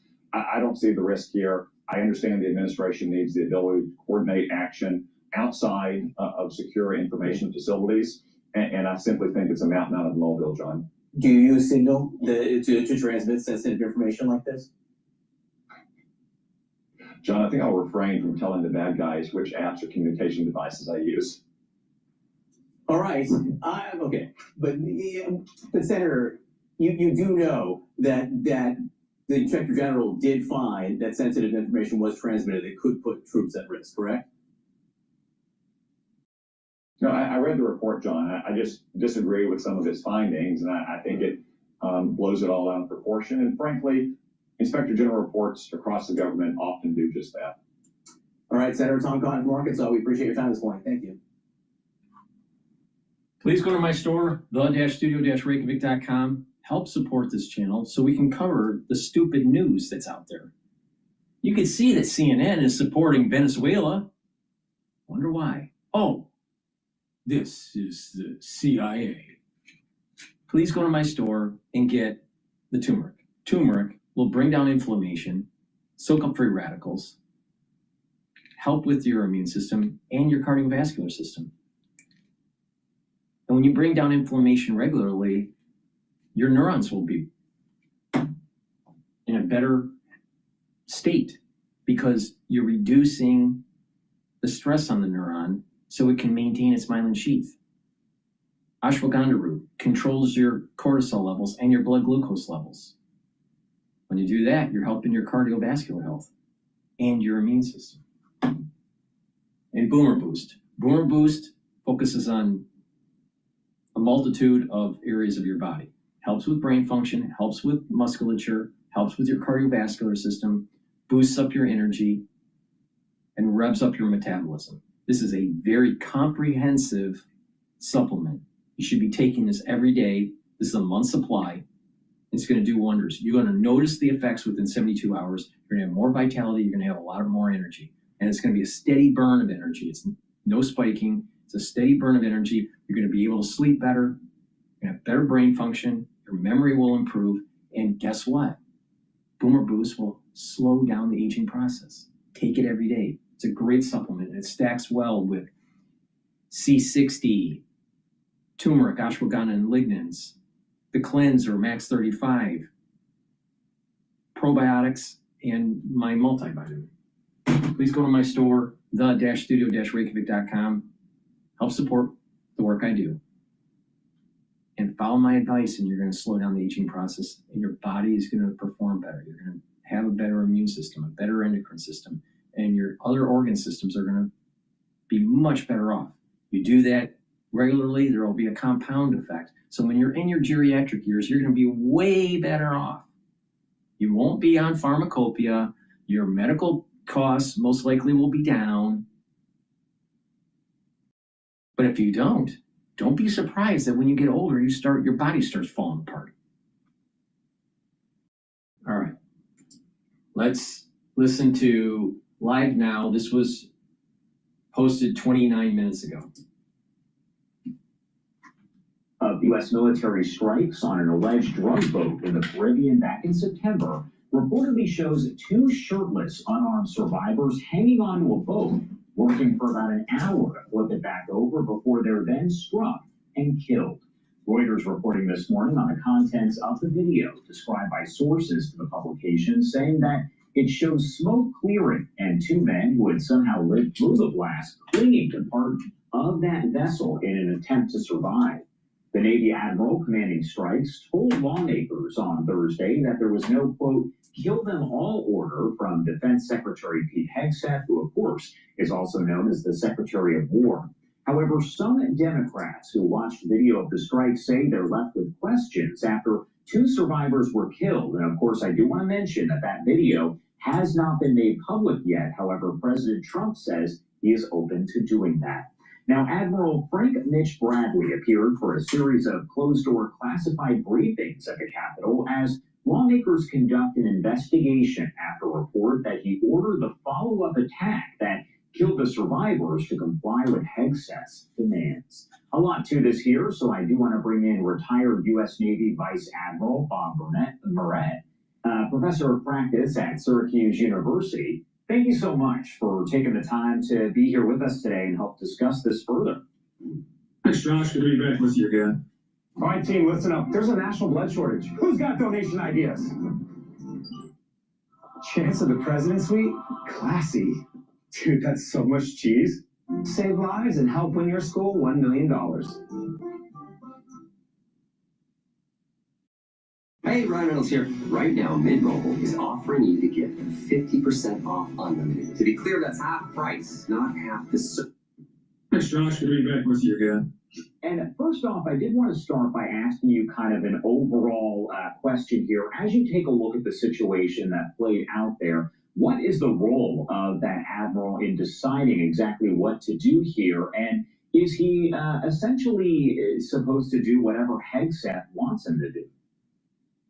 Yeah, Josh, great question. It has to do with the delegated authority that any Secretary of Defense has to do for any operational commander at different levels. During the time that Admiral Bradley was doing that, he was actually in his previous job as the commander of the Joint Special Operations Command, JSOC, before he became the overall 4-star commander of SOCOM, which he is today. And authority was delegated down to him, which is not unusual for operations consistent with the rules of engagement, which I think we'll probably come back to. And that kind of operational decision-making goes all the way down to infantrymen, captains of ships, and people in Air Force cockpits. So it's not unusual when you would delegate that authority down to some other individual. And I was going to say, regardless of who actually makes the call, does the decision ultimately kind of fall on Hegseth as the defense secretary, secretary of war, whatever you want to call him, in that position? Yeah, Josh, we call it the National Command Authority, which is the President and the Secretary of Defense, are ultimately responsible by any activity by the U.S. Armed Forces. Now, having said that, every President, every Secretary of Defense delegates the authority for lethal operations down to pretty low levels, down to, privates and infantrymen, and as I said, different kinds of people. So the fact that this was delegated down to a subordinate level, which was actually fairly senior, Admiral Bradley was a 3-star at the time the September 2nd activity took place, is not unusual at all. Those are the kind of things that happen all the time. And of course, we're looking at some of the video there that has been unclassified. We also know that President Trump has said that other video that shows that second strike could be unclassified at some point. Now, what are the primary objectives, would you say, of Operation Southern Spear beyond the strike that everyone kind of has been talking about there in early September? Yeah, a great question, Josh. I think Operation Southern Spear, if you want to look at it, can be divided into 2 different mission sets. One is the counter-narcotics operations, or narco-terrorism, as it's sometimes articulated, but it's trying to stem the flow of narcotics into the United States because of the impact, the terrible impact that it has in our own country. And the second one is the overall what we're going to do about Venezuela, which is a big unknown, whatever kind of operations related to the Southern Spear that may have to do with changing circumstances in Venezuela, which is a separate mission set, calling for a very different force package. And kind of looking into this a little bit deeper, how does everyone work together, the joint forces there, air, sea, land, that are integrated for a mission like this? But also on that same note, what are maybe some of the challenges that exist when you're trying to coordinate all of that? Yeah, the answer to what we call commander relations, Josh, are fairly straightforward. We have what are called geographic commanders, in this case, U.S. Southern Command, which is based in Florida. They're the supported operational commander for Operation Southern Spear, and they've also already created a subordinate joint task force, which was originally put together around the 2 Marine Expeditionary Force headquarters. But they have air, ground, and sea forces, which are put together for what are called functional component commanders and any kind of command structure you would have to conduct air, sea, and land operations, both for the counter-narcotics effort and contingency planning related to Venezuela or any other actions that the Southern Command Geographic Commander, who was Admiral Hosley still, would want to conduct. Should just mention one other thing in closing relative to that. Admiral Hosley's going to step down a week from today. They're going to have a change of command for U.S. Southern Command down there in Florida. Lieutenant General Evan Pettis, the deputy commander, will be taking his place next Friday. What is it that you would say lawmakers were looking to hear from the Admiral as he did appear for those closed-door meetings? Now, again, cameras were not allowed inside. We don't have a lot of information except what we heard from lawmakers after. But what did it appear that the Admiral, that lawmakers were hoping to hear from him?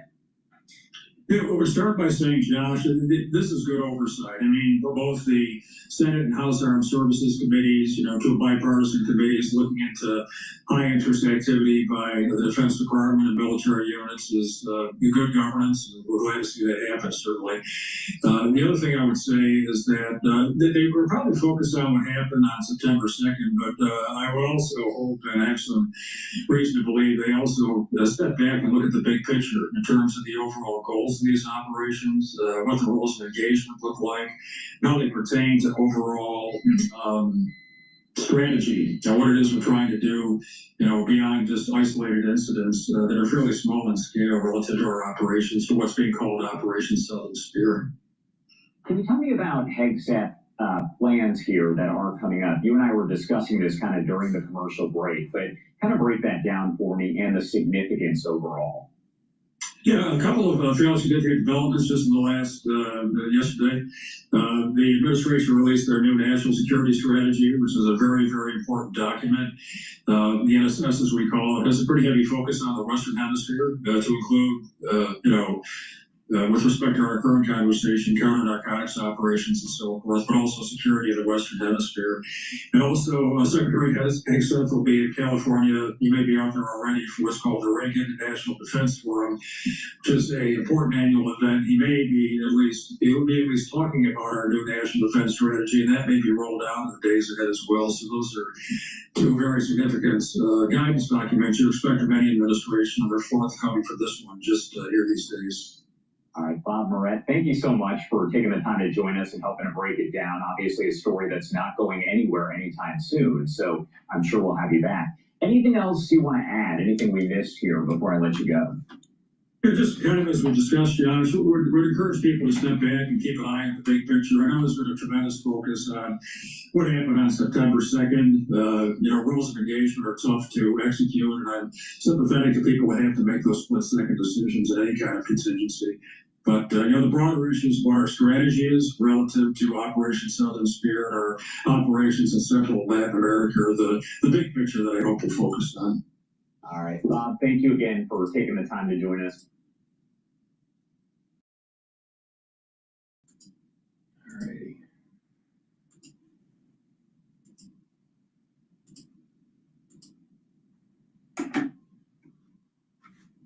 Please go to my store, the-studio-reykjavik.com, and get the C60. C60, you can get it in extra virgin olive oil, avocado oil, or MCT coconut oil. You can get it in a 2-ounce, a 4-ounce, or an 8-ounce configuration. It is cheaper per ounce to get the higher ounce configuration.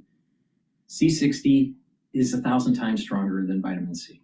It's a very potent antioxidant. It's part of my anti-aging protocol. Take a teaspoon a day, every day. And by doing this, your immune system, your endocrine system, your cardiovascular system, even brain function will improve. Why?